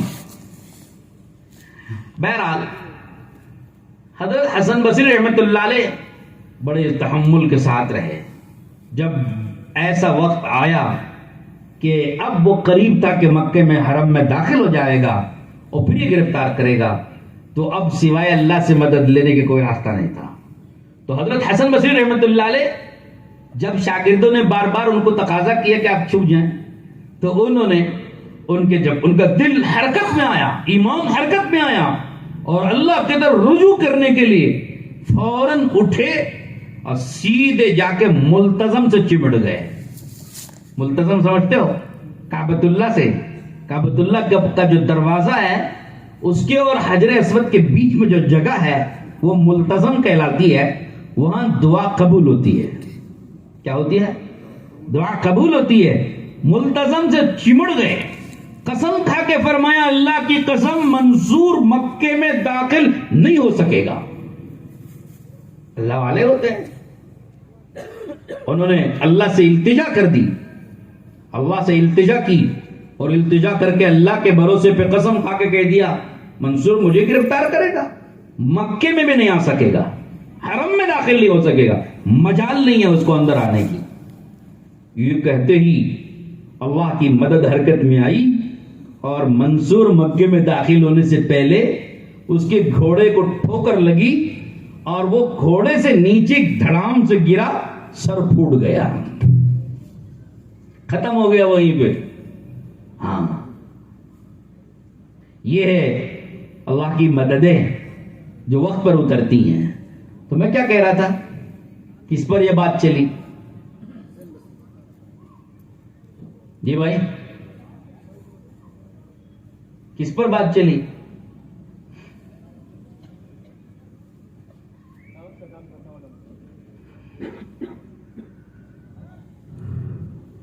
اللہم صلی علی سیدنا محمد وعلی آل سیدنا محمد وبارک وسلم. تو میرے بھائیوں، دوستوں، بزرگوں، اللہ رب العزت اپنے بندوں کو جو اللہ کے دین کی محنت کرتے ہیں اور اللہ کے دین کی محنت کر کے اللہ کی طرف لوگوں کو متوجہ کرتے ہیں، تو اللہ رب العزت ان کے ساتھ اپنے خصوصی معاملات، خصوصی مددیں، خصوصی نصرتیں جس کا اللہ نے وعدہ کیا ہے، ہاں وہ اللہ رب العزت پوری فرماتا ہے. تو اللہ رب العزت کی طرف سے بندوں کے خصوصی معاملات ہوتے ہیں، ہاں بندوں کے ساتھ خصوصی مددیں ہوتی ہیں. تو ہمارا کام ہے کہ امت کو اللہ کی طرف متوجہ کرنا اور اللہ سے اپنے تعلق کو صحیح کرانا. ہمارا اور آپ کا تعلق اللہ سے صحیح ہو جائے، زندگی میری اور آپ کی درست ہو جائے، ان اعمال پہ ہم اور آپ پڑ جائیں اور اس ایمان پر ہم آ جائیں، اس تقوی پر ہم آ جائیں، اس صبر اور شکر پر ہم آ جائیں جس کے اوپر اللہ کے وعدے ہیں. اللہ کے وعدوں پر بھروسہ کر کے اللہ تعالیٰ کی، میں کہہ رہا تھا کہ ایک طرف اللہ کی رحمت کی امیدیں لگانا اور دوسری طرف اللہ پاک کے غضب اور غصے سے ڈرتے رہنا. نافرمانی کرتے ہوئے اللہ سے ڈرے کہ ایک ایک چھوٹی چھوٹی بات پہ اگر اللہ پکڑ کرنے پہ آئے گا تو اللہ رب العزت ایسی پکڑ کرے گا کہ گردنیں مروڑ دے گا. اور اگر اللہ رب العزت معاف کرنے پر آتا ہے تو ایسا معاف کرے گا، ایسا معاف کرے گا کہ زندگی بھر کے 90 سال 70 سال کے گنہگار کو 2 آنسو ندامت کے اور توبہ کے بہانے پر معاف کر دے گا. بنی اسرائیل کا ایک قصہ حضور اکرم صلی اللہ علیہ وسلم نے حدیث میں بیان فرمایا. بنی اسرائیل کے ایک آدمی تھا جس آدمی نے 99 آدمیوں کو قتل کیا تھا. کتنے آدمی؟ 90 پر 9 آدمیوں کو قتل کیا. کتنا بڑا قاتل ہے، کتنا بڑا خونی ہے، کتنا بڑا خونی. کتنے لوگوں کی جان لی اس نے، کتنے گھروں کو ویران کیا، کتنے بچوں کو یتیم کر دیا، کتنی عورتوں کو اس نے بیوہ کر دیا. اتنا بڑا قاتل اور خونی ہے. لیکن جب اللہ کی رحمت متوجہ ہوتی ہے تو اللہ غیبی اسباب پیدا کر دیتے ہیں. اس کے دل میں آیا کہ توبہ کرنا چاہیے، بہت ہو گیا، بہت ہو گیا، اب تو توبہ کرنا چاہیے. یہ بھی اللہ کی توفیق ہوتی ہے.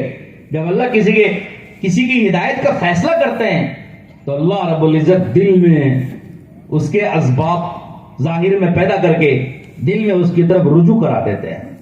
تو اس کے دل میں آیا کہ مجھے توبہ کرنا چاہیے، لیکن ابھی پورا وقت آیا نہیں. اس نے توبہ کے ارادے سے نکل کر توبہ کی تلاش میں توبہ کیسے کرنا چاہیے معلوم نہیں ہے، گنہگار ہے، کیسے توبہ کرنا معلوم نہیں.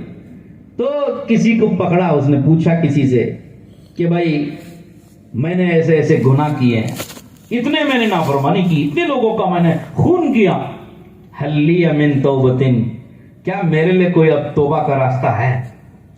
جس سے پوچھا اتفاق سے وہ بے علم آدمی تھا، علم نہیں ہے، پتا نہیں، عابد ہے، عبادت گزار ہے، نیک آدمی تھا، لیکن عالم نہیں تھا.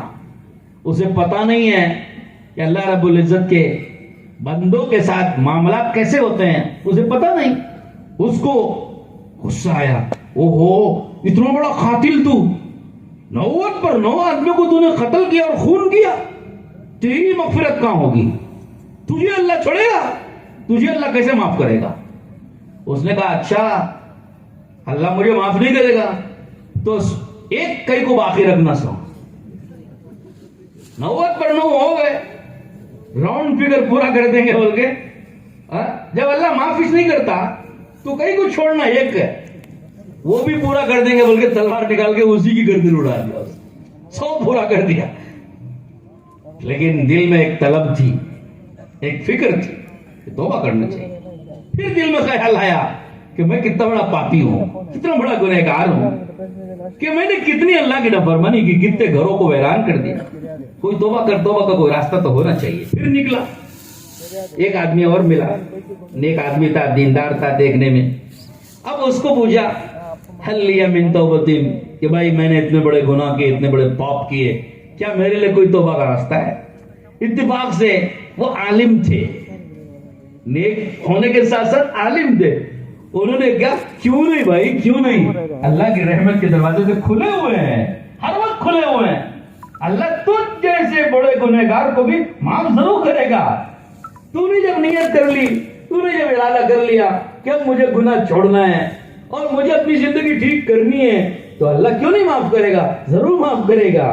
تو اب توبہ کر، معافی مانگ، اللہ ضرور معاف کرے گا. لیکن ایک شرط ہے، وہ شرط یہ کہ جب توبہ تو کر لے گا، معافی تو مانگ لے گا، اللہ تو معاف کر دے گا.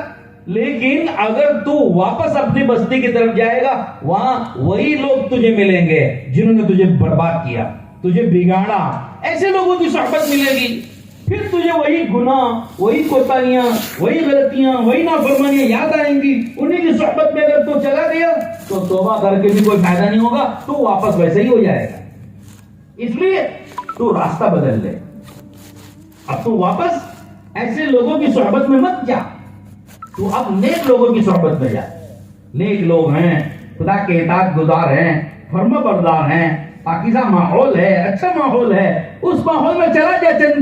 وہ اس راستہ بدل کر کے ایک پاکیزہ ماحول میں چلا جا. اگر تو پاکیزہ ماحول میں چلا جائے گا، نیک لوگوں کی صحبت میں چلا جائے گا، تو وہ نیک لوگوں کی صحبت میں رہنے کی برکت سے تیری توبہ باقی رہے گی. تو اپنی توبہ پر باقی رہے گا، تو زندگی جو بدلنے کا ارادہ کیا ہوا ہے، وہ زندگی بدلی ہوئی تجھے وہاں ملے گی اور ایک پاکیزہ زندگی تجھے گزارنے کا موقع ملے گا. لہذا تو راستہ بدل لے، واپس مت جا.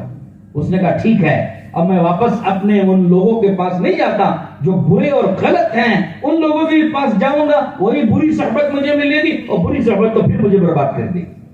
تو اب مجھے نیک لوگوں کی صحبت میں جانا ہے، نیک لوگوں کے ساتھ میں رہنا ہے. تو اب اس نے توبہ کر لی، توبہ کر کے اپنا رخ بدل کے نیک لوگوں کی طرف جانے کے لیے قدم بڑھایا. موت کا وقت آ گیا.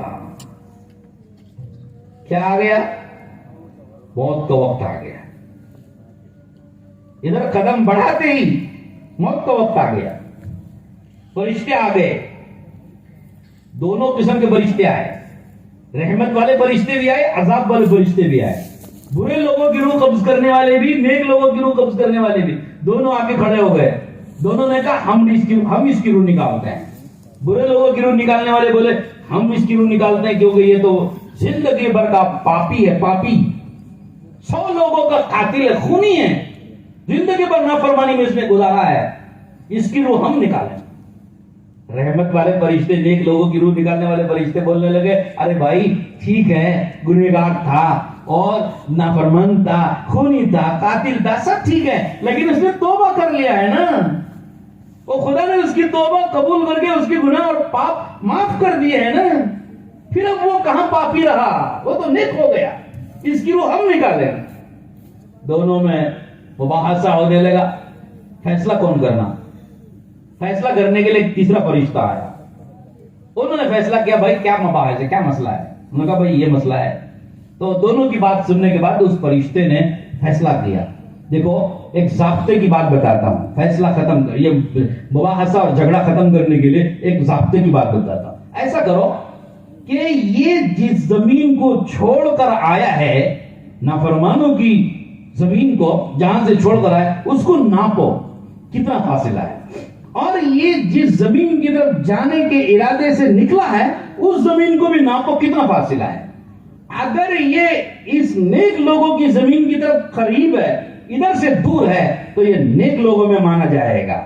اور اگر یہ اس زمین سے قریب ہے, نافرمانوں کی زمین سے قریب ہے, اور ادھر کی زمین سے دور ہے, تو پھر یہ ان کا مانا جائے گا, نافرمانوں کا. ناپو. اور اب ناپنے کا کام شروع, فرشتے ناپیں گے. اب کیا ہوگا, دل سب کا دھڑکتا رہتا, اب کیا ہوگا بھائی, کیا ہوگا, نتیجہ کیا نکلے گا, رزلٹ کیا آئے گا, سب کا دل دھڑکتا ہے بھائی ناپو. ارے ناپیں گے تو کدھر کا نکلے گا پتہ نہیں ہے. اللہ کی رحمت جوش میں آئی, اللہ کی رحمت جوش میں آئی. اللہ رب العزت نے اس نیک لوگوں کی طرف کی زمین سے کہا تقاربی, تو سکڑ جا. اس برے لوگوں کی زمین سے کہا تباہتی, تو پھیل جا. یہ اللہ کی رحمت ہے. جب اللہ کی رحمت بندوں کی طرف متوجہ ہوتی ہے, اللہ اپنی قدرت کو حرکت میں لاتے ہیں اور ایسے غیبی اسباب پیدا کر دیتے ہیں کہ دنیا دیکھتی رہ جاتی ہے. زمین ناپی گئی, جس زمین کو چھوڑ کر آیا وہ لمبی نکلی, اور جس زمین کی طرف جانا ہے وہ زمین چھوٹی نکلی. رحمت کے فرشتوں نے کہا خوشی سے, ارے بھائی مبارک ہو, مبارک ہو, اب یہ نیک لوگوں کی زمین کی طرف قریب ہو چکا, اس کی روح ہم نکالیں. چنانچہ نیک لوگوں کی روح نکالنے والے فرشتے خوشی سے, خوشی کے مارے اس کی روح نکال کے لے کے اڑ گئے. اللہ جب اپنے بندوں پہ رحم کھاتا ہے, 100 لوگوں کی جانوں کے قاتل کو بھی بخشنے کے ایسے غیبی اسباب قدرت سے پیدا کر دیتا ہے. ہمارے اور آپ کے ذمہ محنت, کوشش, کسی طرح امت کو وہ اسباب مل جائیں جن اسباب سے اللہ بخشتے ہیں. امت کو وہ امت ان اسباب سے جڑ جائے جن اسباب کی بنیاد پر اللہ رب العزت امت کا بیڑا پار کرتے ہیں. امت کو کسی طرح ان اسباب سے جوڑ دیا جائے, ان اعمال سے جوڑ دیا جائے جن اعمال کے نتیجے میں خدا کی رحمت آسمانوں سے اترتی ہے اور اللہ بخش دیتے ہیں, پاپیوں کو معاف کر دیتے ہیں, گنہگاروں کو معاف کر دیتے ہیں, نافرمانوں کو معاف کر دیتے ہیں, اور جہنم کے دروازے بند کر کے جنت کے دروازے کھول دیتے ہیں. ہمارے ذمہ وہ محنت ہے. محنت کرو تاکہ امت ان اعمال سے جڑ جائے, اس ماحول میں آ جائے اور اس دین پر آ جائے, ان اسباب سے جڑ جائے جن سے اللہ ہدایت دیتے ہیں, جن سے اللہ گناہ معاف کرتے ہیں, جن سے امت کا بیڑا پار کرتے ہیں. ہمارے حضرت مولانا عمر صاحب پالنپوری رحمت اللہ نے فرماتے تھے, ہم امت کا بیڑا غرق کرنے نہیں آئے, ہم کسی کا بیڑا غرق کرنے نہیں آئے, ہم سب کا بیڑا پار کرنے کے لیے آئے. سب کا بیڑا پار کرانا ہے, ہم کو پوری امت کو بخشوانا ہے, پوری امت کو جہنم سے بچانا ہے, پوری امت پر رحمتیں اتروانی ہے, پوری امت پر خدا کی طرف سے ہدایت کا نزول کروانا ہے. ان اسباب کو پیدا کرنے کی ضرورت ہے جن اسباب سے اللہ پوری امت کو ہدایت دیتے ہیں, پوری امت پر رحمت نازل کرتے ہیں, پوری امت کو بخش دیتے ہیں, پوری امت کے گناہ معاف کر دیتے ہیں. وہ اسباب پیدا کرو, وہ اعمال زندہ کرو, وہ ماحول بناؤ, ایسے طریقے اختیار کرو کہ امت جڑ جائے, اعمال سے قریب آ جائے, خدا سے قریب آ جائے, مسجد سے قریب آ جائے اور خدا سے مل جائے, اپنا معاملہ خدا سے صحیح کر لے امت. ان اعمال کو پیدا کرنا, ان اسباب کو پیدا کرنا, اس ماحول کو پیدا کرنا اور ایسے طریقوں کو اختیار کرنا, ان گشتوں کو, ان ملاقاتوں کو اور ان محنتوں کو زندہ کرنا جس کے نتیجے میں بندے اللہ کی طرف متوجہ ہوتے ہیں. ہمارا کام اتنا ہی ہے کہ ہم اپنی محنت کر کے بندوں کو خدا کی رحمت سے قریب کریں گے, ان اعمال سے جوڑیں گے جن اعمال پر اللہ کے وعدے ہیں. عملوں پر وعدے ہیں اللہ کے, عملوں پر وعدے ہیں اللہ کے. ہاں, اسی لیے حضور پاک صلی اللہ علیہ وسلم نے خوشخبری سنائی، طوبیٰ لعبد جعلہ اللہ مفتاحا للخیر مغلاقا للشر وویل لعبد جعلہ اللہ مفتاحا للشر مغلاقا للخیر۔ خوشخبری ہے اس بندے کے لیے جو خیر کی چابی بنے، شر کے لیے تالا بنے۔ بربادی ہو اس بندے کے لیے جو خیر کے لیے تالا بن کے شر کے لیے چابی بنتا ہے۔ کیا مطلب ہے کہ بھائی اس خوشخبری پانے والے بندوں میں اور آپ ہو جائیں جن بندوں کی محنت سے خیر کے دروازے کھلتے ہیں، مسجدیں کھلتی ہیں، مسجدیں آباد ہوتی ہیں، اور مدرسے آباد ہو رہے ہیں، مکتب وجود میں آ رہے ہیں، اذان نماز زندہ ہو رہی ہے، مسلح پر مسلح زندہ ہو رہے ہیں، نمازی بن رہے ہیں لوگ، زکات دینے والے بن رہے ہیں، حج کرنے والے بن رہے ہیں، عمرے کرنے والے بن رہے ہیں، توبہ کرنے والے بن رہے ہیں، سنت لباس اختیار کرنے والے بن رہے ہیں، اور خدا سے معافی مانگنے والے بن رہے ہیں، خدا کے راستے میں جان و مال اور وقت لگانے والے بن رہے ہیں، زندگیاں بدل رہے ہیں، توبہ کر رہے ہیں، اور معاشرت اچھی ہو رہی ہے، ماحول ان کا اچھا ہو رہا ہے، معاملات صاف ہو رہے ہیں، آپس کے جھگڑے ختم کر رہے ہیں، محبتیں ان میں پیدا ہو رہی ہیں۔ ایک آدمی کی محنت سے اتنی ساری خیریں وجود میں آ رہی ہوں تو حضور نے خوشخبری سنائی، ارے خوشخبری ہو ایسے بندے کے لیے جو اپنی محنت سے اتنے سارے خیر کے کام وجود میں لائے۔ تو ایسی خوشخبری پانے والے بندے بننا ہے ہم کو، ارے بولو انشاءاللہ۔ اور ساتھ ساتھ مغلاقا للشر، ایسی محنتیں کرنے والے بننا ہے کہ ہماری محنت کے نتیجے میں شر کے دروازے بند ہو جائیں، شراب خانے بند ہو گئے، تھیٹر بند ہو گئے، جوئے کے اڈے بند ہو گئے، ہاں کیا ہو گیا؟ ویران ہو گئے۔ نافرمانی کے جتنے راستے، نافرمانی کے جتنے اڈے، خدا فراموشی کے جتنے اڈے، خدا کے حکموں کو توڑنے کے جتنے اڈے اور ادارے، تنظیمیں، کیا وہ بند ہو رہی ہیں؟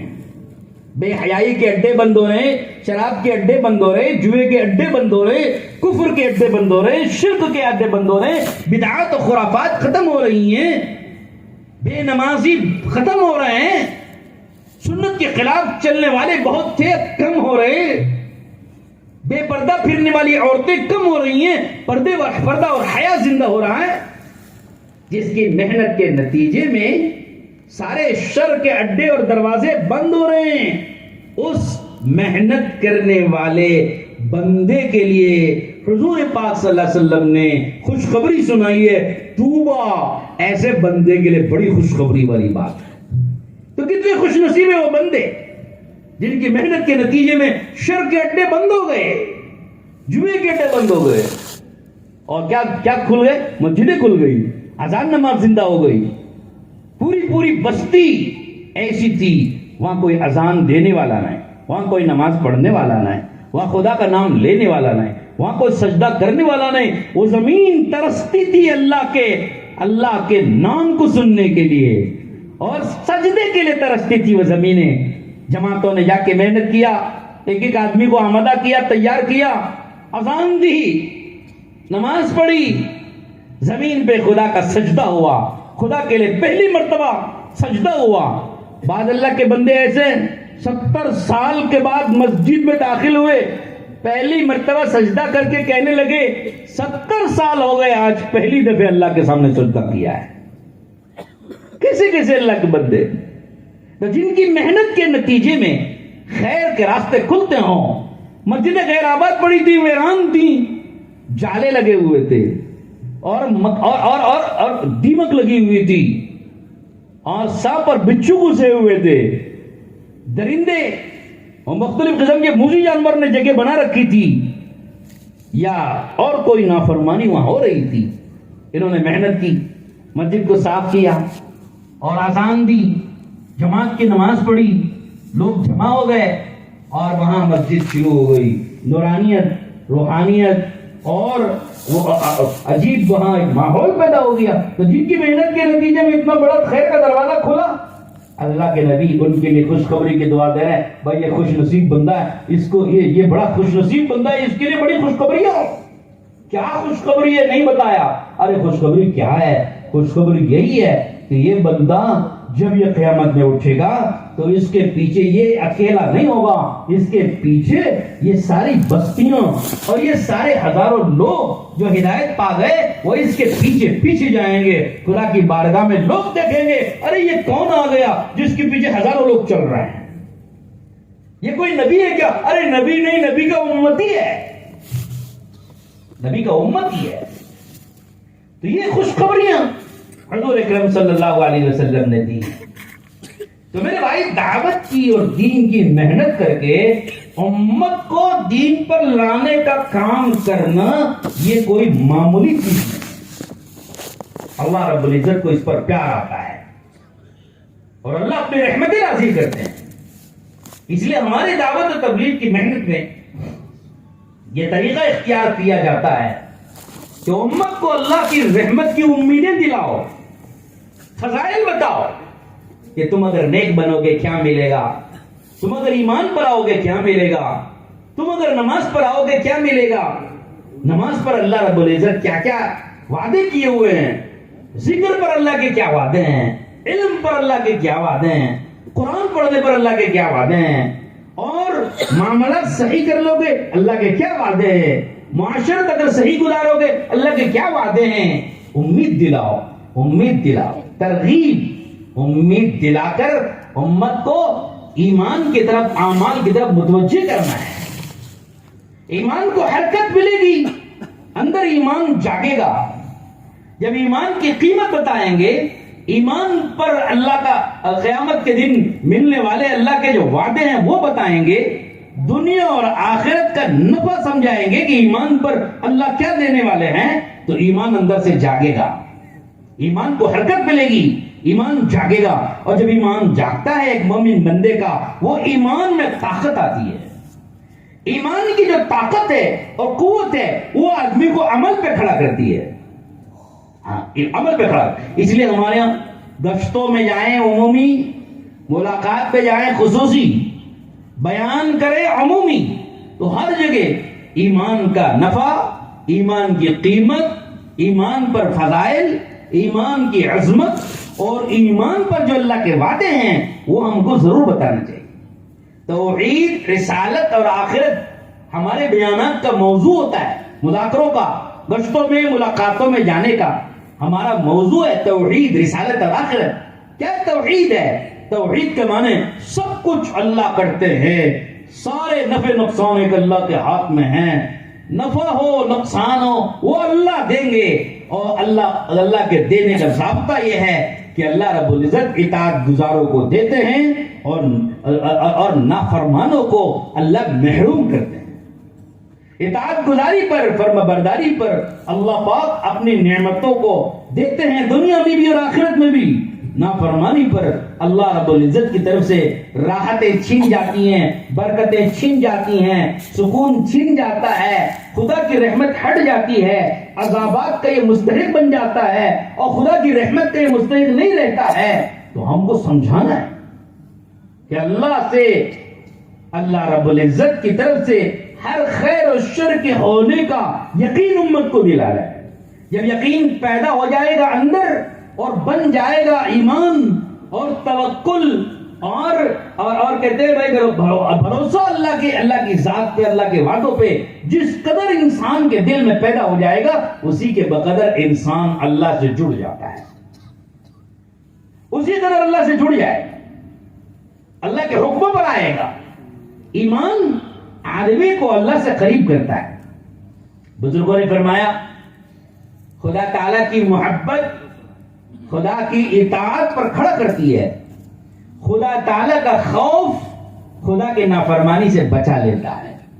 اتنی محبت اللہ سے پیدا ہو جائے ہر ایمان والے کے دل میں کہ جو اس کو اللہ کی اطاعت اور فرما برداری پہ کھڑا کر دے، اور اتنا خوف ہر ایمان والے کے دل میں پیدا ہو جائے کہ جو خوف اس کو اللہ کی نافرمانی سے روک لے اور بچا لے۔ یہ ہمارا کام کہ جب اللہ پاک کی قدرت کو سمجھائیں گے اور اللہ کی رحمت بھی بتائیں گے اور اللہ پاک کی قدرتوں کو سمجھائیں گے تو میرے بھائی دونوں چیزیں پیدا ہوتی ہیں، محبت بھی پیدا ہوگی اور اللہ پاک کا خوف بھی دل میں آئے گا۔ ہمارے دل میں بھی پیدا ہونا چاہیے، محبت اتنی پیدا ہو جائے کہ اللہ کی فرما برداری آسان ہو جائے۔ کیوں؟ لِأَنَّ الْمُحِبَّ لِمَنْ يُحِبُّ مُطِيعُ، ایک شاعر کہتا ہے اس لیے کہ محبت کرنے والا اپنے محبوب کی اطاعت کرتا ہے۔ اگر ہم کو اللہ سے محبت ہو جائے گی تو اللہ کی اطاعت ہمارے لیے آسان ہے۔ محبت میں، اللہ کی محبت میں ہر اطاعت آسان ہو جاتی ہے۔ ابراہیم علیہ السلام کو اللہ سے محبت ہو گئی، اللہ رب العزت نے بھی حضرت ابراہیم علیہ السلام کو اپنی محبت عطا کر کے دوست بنا لیا اور ان کا لقب پڑ گیا خلیل اللہ۔ کیا پڑ گیا؟ ارے بولو بھائی، تھک گئے کیا بیان سے؟ ابراہیم علیہ السلام کا لقب پڑ گیا خلیل اللہ۔ خلیل اللہ کے معنی اللہ کا دوست۔ فرشتے تعجب کرنے لگے، اتنے بندے زمین میں بستے ہیں، آسمان کے نیچے رہتے ہیں، اتنے سب بندوں کو چھوڑ کے ابراہیم کو خلیل اللہ کا لقب دینے کا کیا مطلب ہے؟ کیا خصوصیت ابراہیم میں ہے علیہ السلام؟ فرشتوں کو بڑا تعجب ہو، پوچھا فرشتوں نے اللہ سے، اللہ نے کہا اگر تم دیکھنا چاہتے ہو میرے ابراہیم کو مجھ سے کتنی محبت ہے، جاؤ زمین میں جا کے دیکھ لو۔ ابراہیم علیہ السلام جنگل میں جانور چرا رہے تھے، بکریاں، فرشتے آئے، امتحان لینا تھا، دیکھنا تھا آخر کیا وجہ ہے کہ ابراہیم کو اللہ تعالیٰ نے خلیل اللہ بنا لیا، اپنا دوست بنا لیا۔ اتنی محبت ہو گئی اللہ کو ابراہیم علیہ السلام سے کہ ان کو اپنا دوست بنا لیا۔ آخر کیا وجہ ہے؟ وہ کتنی محبت آخر خود ابراہیم علیہ السلام کو اللہ سے ہو گئی ہے جس کے بدلے میں اللہ بھی ان سے محبت کرتا ہے۔ کیا وجہ، کیا راز ہے، کتنی محبت ہے ابراہیم کے دل میں اللہ سے؟ دیکھنا تھا۔ تو فرشتے نے جنگل میں ایک کنارے کھڑے ہو کے اللہ تعالیٰ کی تسبیح پڑھی، بڑی سریلی آواز میں اللہ کا نام لیا، تسبیح پڑھی، ہاں تسبیح پڑھی، غالباً تسبیح تھی سبحان اللہ، سبحان اللہ العظیم، سبحان اللہ وبحمدہ، غالباً یہ تسبیح پڑھی، یہ کوئی اور تسبیح تھی، بہرحال اللہ کا نام لیا، بڑی سریلی آواز۔ ارے فرشتہ، انسان ہی کبھی کبھی جب قرآن پڑھتے ہیں اور اللہ کا نام لیتے ہیں، ذکر کرتے ہیں اللہ کا، تو ایسا دل نرم ہو جاتا ہے، متوجہ ہو جاتا ہے، فدا ہو جاتا ہے آدمی، سریلی آواز میں مسحور ہو جاتا ہے۔ ایک بہت ذہن کھڑے ہو کے اذان پڑھتا ہے، اللہ اکبر اللہ اکبر، تکبیر، اذان پڑھتا ہے، تو سب کبھی کبھی بہترین مؤذن کی جب بہترین اذان سنتے ہیں سب اپنے کام چھوڑ کے کانوں کو اذان کی طرف متوجہ کر دیتے ہیں، مسحور ہو جاتے ہیں، مدہوش ہو جاتے ہیں۔ اور قرات قاری صاحب جب قرات پڑھتے ہیں سریلی آواز میں تو سب مسحور ہو جاتے ہیں، دم بخود ہو جاتے ہیں، سائلنٹ ہو جاتا ہے، ایک دم ماحول پن ڈراپ سائلنس ہو جاتا ہے۔ تو یہ ایک معمولی سے انسان کی سریلی آواز میں اللہ کا ذکر کرنے اور اللہ کا نام لینے کا یہ اثر ہے، فرشتہ آسمان سے اتر کے وہ اگر اللہ کا نام لے تو سریلی آواز میں تو کتنا اثر ہوگا۔ ابراہیم علیہ السلام نے سنا تو ایک دم اس آواز کو سن کے مدہوش ہو گئے اور مسحور ہو گئے، اللہ کی محبت میں دل ان کا بے چین اور بے قرار ہو گیا۔ تلاش کرتے ہوئے گئے، کون ہے وہ بندہ اس جنگل اور بیابان میں اتنی میٹھی آواز میں اللہ کا نام لے رہا ہے؟ میرے اللہ، میرے محبوب، میرے مطلوب، میرے مقصود، میرے ماوا و ملجا، میرے خالق و مالک، اس کا نام لے رہا ہے۔ دل متوجہ ہو گیا، مسحور ہو گیا، مدہوش۔ اب اس کی تلاش میں گئے تو ایک شخص کھڑا، انسانی شکل میں آئے تھے فرشتے، کھڑے ہوئے، ان سے جا کے کہا بھائی تم نے اتنی میٹھی آواز میں میرے محبوب کا نام لیا، میرے اللہ کا نام لیا، ذرا ایک بار اور لے لو نا، بڑا مزہ آ گیا، بڑا مزہ آ گیا، ایک بار اور لے لو۔ تو فرشتے نے کہا کہ بھائی مفت میں نہیں ہوگا, قیمت دینی پڑے گی آپ کو. بھائی کیا قیمت چاہیے آپ کو؟ کہ وہ جو آپ کے پاس بکریوں کا, جانوروں کا جو ریوڑ ہے نا, آدھا ریوڑ دینا پڑے گا تب میں لوں گا, بغیر مفت میں نہیں لیتا. اس نے کہا چلو یہ آدھا ریوڑ تمہارا, بکریاں آدھی لے لو, ایک بار ذرا اللہ کا نام دوبارہ لے لینا, میرے محبوب کا نام. اس نے کہا ٹھیک ہے چلو, سودا ہو گیا. اس نے پھر دوبارہ وہی اللہ کا نام لیا, بڑی سریلی اور میٹھی آواز میں وہی تسبیح پڑھی دوبارہ. ابراہیم علیہ السلام اللہ کی محبت میں مست ہو گئے, اور ابراہیم علیہ السلام نے درخواست کی, بھائی ایک بار اور لے لو نا, ایک بار اور پڑھ دو نا, میرے رب کا, میرے مالک کا نام لیا آپ نے, میرے محبوب حقیقی کا نام لیا آپ نے, ذرا ایک بار اور لے لو. اس نے وہی شرط لگائی, مفت میں نہیں لیتا, مفت میں نہیں کہوں گا, آپ کو وہی میری شرط پوری کرنی پڑے گی, آدھا ریوڑ دینا پڑے گا. انہوں نے کہا ٹھیک ہے بھائی چلو, باقی آدھا ریوڑ بھی تمہارا, ایک بار اور لے لو میرے رب کا نام, میرے اللہ. سبح اسم ربک الاعلی, اللہ نے قرآن میں ہم سے کہا ہے رب اعلی, تمہارے اعلی پروردگار کی تسبیح پڑھا کرو. سبح بحمد ربک, قرآن میں اللہ نے ہم سے کہا ارے اللہ کی تسبیح پڑھا کرو, ذکر کیا کرو اللہ کا, صبح و شام کیا کرو, بکرۃ و عشیہ, صبح بھی اللہ کا نام لیا کرو, شاموں میں بھی اللہ کا نام لیا کرو, تسبیح پڑھا کرو. اگر ہم تسبیح پڑھنے والے بھی تسبیح پڑھتے ہوئے ہم اگر اس دھیان سے پڑھیں, یہ میرے رب کا نام ہے, میرے مابا و ملجا, میرے مقصود حقیقی, میرے مالک حقیقی, میرے خالق و مالک کا یہ نام ہے, جس عظمت کے ساتھ, محبت کے ساتھ اگر ہم بھی تسبیح پڑھیں, اس محبت کا چسکا لگے گا جو چسکا ابراہیم علیہ السلام کو لگا تھا, تھوڑا سا ہم کو بھی لگے گا, ہم کو پتہ چلے گا اللہ کی محبت کا چسکا کیا ہوتا ہے. سبح اسم ربک الاعلی وسبحوہ بکرۃ وعشیہ. قرآن میں اللہ نے ہم سے مطالبہ کیا, ارے اللہ کی تسبیح پڑھا کرو, اللہ کا نام لیا کرو, صبح و شام اللہ کا ذکر کیا کرو. ہماری تسبیح کے دانے, جب ہم ہاتھ پہ تسبیح لیتے ہیں, چلتے پھرتے, سودا کرتے, بات چیت کرتے ہوئے,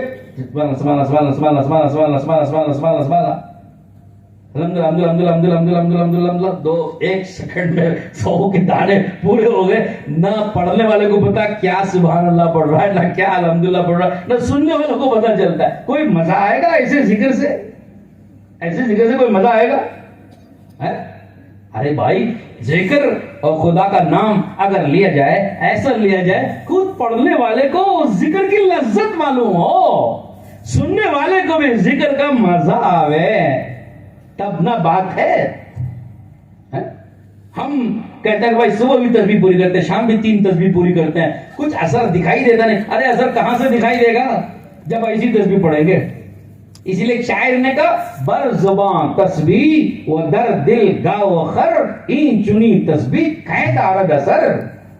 زبان پہ تسبیح ہے, دل میں گائے گدے گھوم رہے ہیں, ایسی تسبیح کا کیا اثر ہوگا؟ خیال کہیں اور, دماغ کہیں اور, سوچ کچھ اور, دل کسی اور کے ساتھ لگا ہوا, زبان پہ تسبیح جاری اور ہاتھ میں من کے ڈھکل رہے. ارے بھائی ایسی تسبیح پڑھیں گے, ایسی تسبیح کا کیا اثر ہوگا؟ ہاں اگر تسبیح پڑھی اللہ کے استحضار کے ساتھ, سبحان اللہ پڑھتے ہوئے, اگر ہمارے دل میں یہ خیال آ جائے اللہ کی ذات واقعی پاک ہے, ہر عیب سے پاک, ہر کمزوریوں سے پاک, ہر ضعف سے پاک, ہر کمزوری, ہر ضعف سے پاک, اللہ اکبر. تسبیح پڑھتے ہوئے یہ دھیان میں آ جائے اللہ سب سے بڑی طاقت ہے, سب سے بڑے, الحمدللہ پڑھتے ہوئے یہ دھیان ہو جائے کتنی میرے رب کی میرے اوپر نعمتیں ہیں, میرے ان نعمتوں پر میرے رب کے سوا کسی کوئی تعریف کا حقدار نہیں ہے. میرے اوپر کتنی اس نے نعمتیں کی ہیں, ان نعمتوں پر میرے رب کے سوا کوئی تعریف کا حقدار نہیں ہے. الحمدللہ کتنی میرے رب کی میرے اوپر نعمت ہے. اگر آج بھی تسبیح پڑھتے ہوئے اس قدر معنی کے استحضار کے ساتھ پڑھے گا, ایسی تسبیح دل و دماغ کے رخ کو پلٹ دے گی, دل کا حال بدل دے گی, زندگی پر اثر انداز ہو جائے گی. آدمی کے سر سے پیر تک کے حالات بدل جائیں گے، بدل جائیں گے. کبھی کبھی ایک مرتبہ آدمی اللہ کا نام ایسے والہانہ انداز سے لیتا ہے کہ اس ایک مرتبہ کے اللہ کے نام لینے کی برکت اس کے دماغ سے لے کے سر سے لے کے پیر تک کی زندگی کا رخ تبدیل کر دیتا ہے. ایک مرتبہ صحیح طریقے سے اللہ کا نام لینا. تو بہرحال میرے دوستو، اس فرشتے نے کہا، فرشتے سے ابراہیم علیہ السلام نے کہا ایک بار اور ذرا نام لے کے بتا دو. اس نے فرشتے نے شرط لگائی کہ بھائی وہی شرط. ابراہیم علیہ السلام نے کہا بھائی باقی آدھا ریوڑ بھی تمہارا ہے، تم لے لو. تو فرشتے نے دوبارہ وہی تسبیح پڑھی. ابراہیم علیہ السلام اللہ کی محبت میں مست ہو گئے. اللہ سے ایک ایسا تعلق ان کو تھا کہ اس میں مست ہو گئے. تیسری مرتبہ پھر درخواست کیا بھائی ایک بار اور اللہ کا نام لے کے وہی میرے رب میرے محبوب کا ایک بار اور نام لے لو. انہوں نے کہا فرشتے نے اب تمہارے پاس بچا کیا ہے؟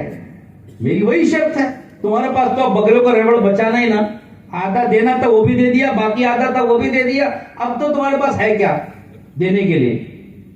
حضرت ابراہیم علیہ السلام سوچنے لگے اور فرمانے لگے کہ ان بکریوں کو چرانے کے لیے کوئی غلام تو چاہیے، مجھے غلام بنا لو، مجھے ان بکریوں کو چرانے کے لیے غلام بنا لو، میرے رب کا ایک بار نام لے کے بتا دینا. کیا محبت تھی ہوگی ان کو اللہ سے. ارے یہی تو وجہ ہے جب آگ میں ڈالا گیا، اور آگ میں جب ڈالا گیا نمرود نے ان کو ڈالا، فرشتے آ کے کہنے لگے ابراہیم کوئی مدد چاہیے. کیا کہنے لگے؟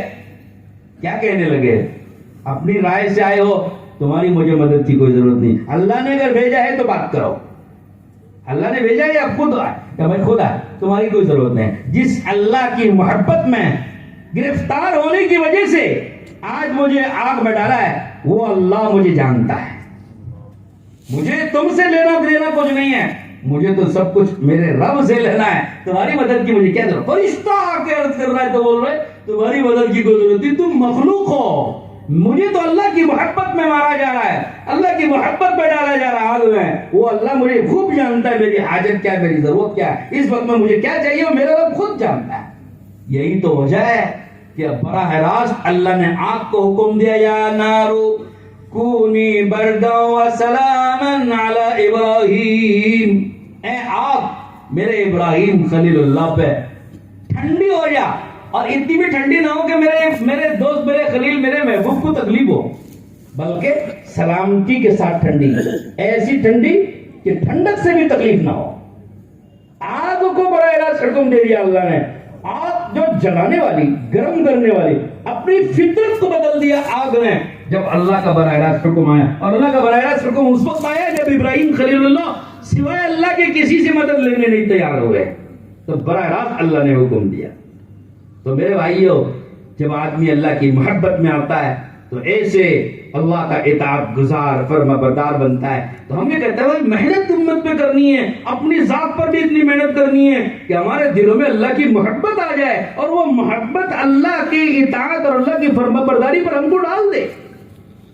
اور پھر خوف خدا اتنا آ جائے، تنہائی میں ہو کے مجمع میں، مسجد میں ہو کے بازار میں، اور اپنے گھر میں اپنے بیوی بچوں کے ساتھ ہو کے خاندان والوں کے ساتھ میں، امیر ہو کے غریب ہو، کاروبار کر رہا ہو، ملازمت کر رہا ہو، زراعت و کھیتی باڑی کر رہا ہو، ہر ایک کو اس بات کا خوف دل میں آ جائے یہاں اگر میں ذرا سی اونچ نیچ کروں گا، ناپ تول میں کمی کروں گا، حقوق کی ادائیگی میں کوتاہی کروں گا، کسی کا حق اگر ماروں گا، کسی کی حق تلفی اگر کروں گا، کسی کا اگر دل دکھاؤں گا، کسی کو اگر ایذا پہنچاؤں گا، کسی کو اگر تکلیف دوں گا، کسی پر اگر ظلم کروں گا، کسی کے ساتھ اگر خیانت کروں گا، کسی کو اگر دھوکہ دوں گا، کسی سے اگر جھوٹ بولوں گا، میرا رب بیٹھا ہوا ہے، وہ دیکھ رہا ہے، وہ کہیں مجھ پر ناراض نہ ہو جائے، میری پکڑ نہ کر لے، میرے کاروبار اجاڑ نہ دے، میری کاروبار کی برکتیں نہ چھین لے، میرا سکون غارت نہ کر دے، اور مجھے محروم نہ کر دے،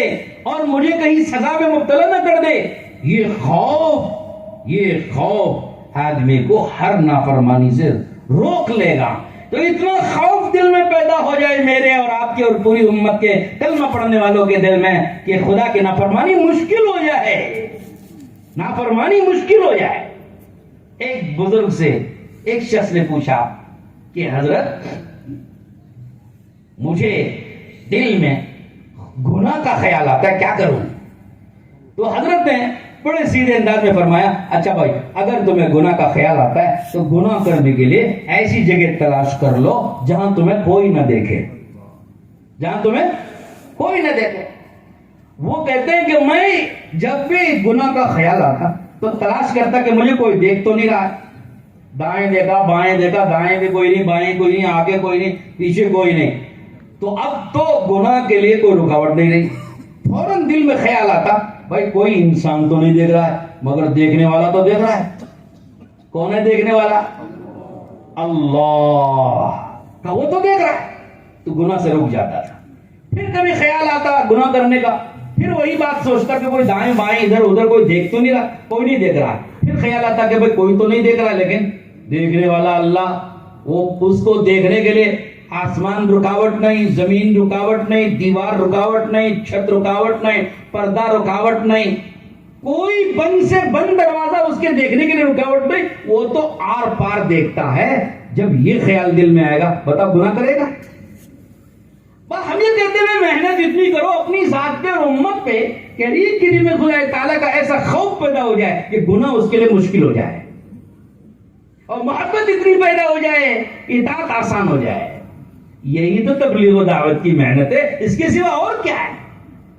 دعوت دینا امت کو، فضائل بتا کر کے اعمال پہ کیا ملنے والا، ایمان پہ کیا ملنے والا، اور دین پر کیا ملنے والا، اور اطاعت گزاری پہ کیا ملنے والا، اتباع سنت پہ کیا ملنے والا، شریعت پہ چلو گے کیا ملے گا، خدا کی نافرمانی سے بچ کے زندگی گزارو گے، تقوی والی، توکل والی اور تواضع والی، تحمل والی اور اخلاص والی زندگی جب گزارو گے کیا ملے گا؟ جب امت کو ہم یہ فضائل بتا بتا کے، حرص دلا دلا کے، امید دلا دلا کے جب قریب کریں گے، ارے پتھر سے پتھر دل انسان بھی نرم ہو کر کے اطاعت پر آمادہ ہو جاتا ہے۔ یہ ہماری محنت کا ایک طریقہ ہے۔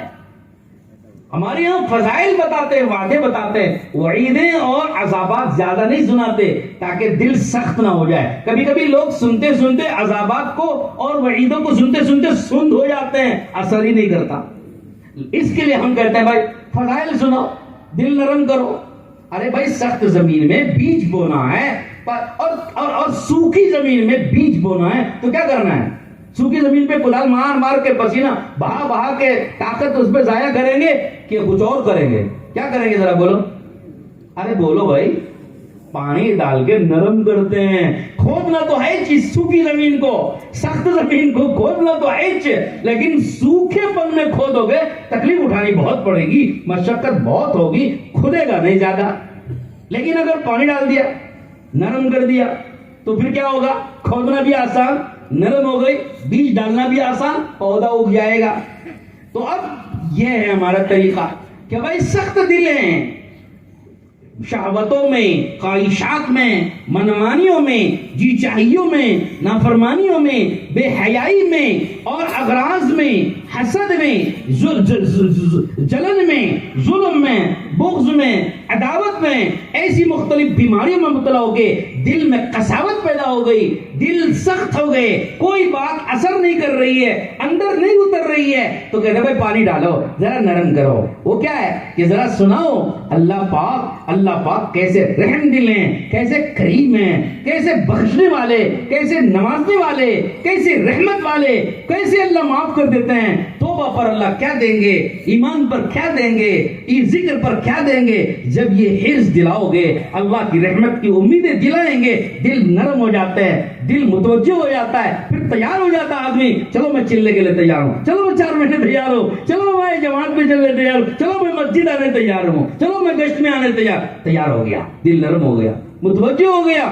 جب اللہ کا بندہ اللہ کی طرف آنے کے لیے جیسے ہی متوجہ ہو جاتا ہے، اللہ کی رحمت جوش میں آ جاتی ہے، او آ گیا میرا بندہ، آ گیا میرا بندہ، آ گیا، آجا آجا آجا آجا۔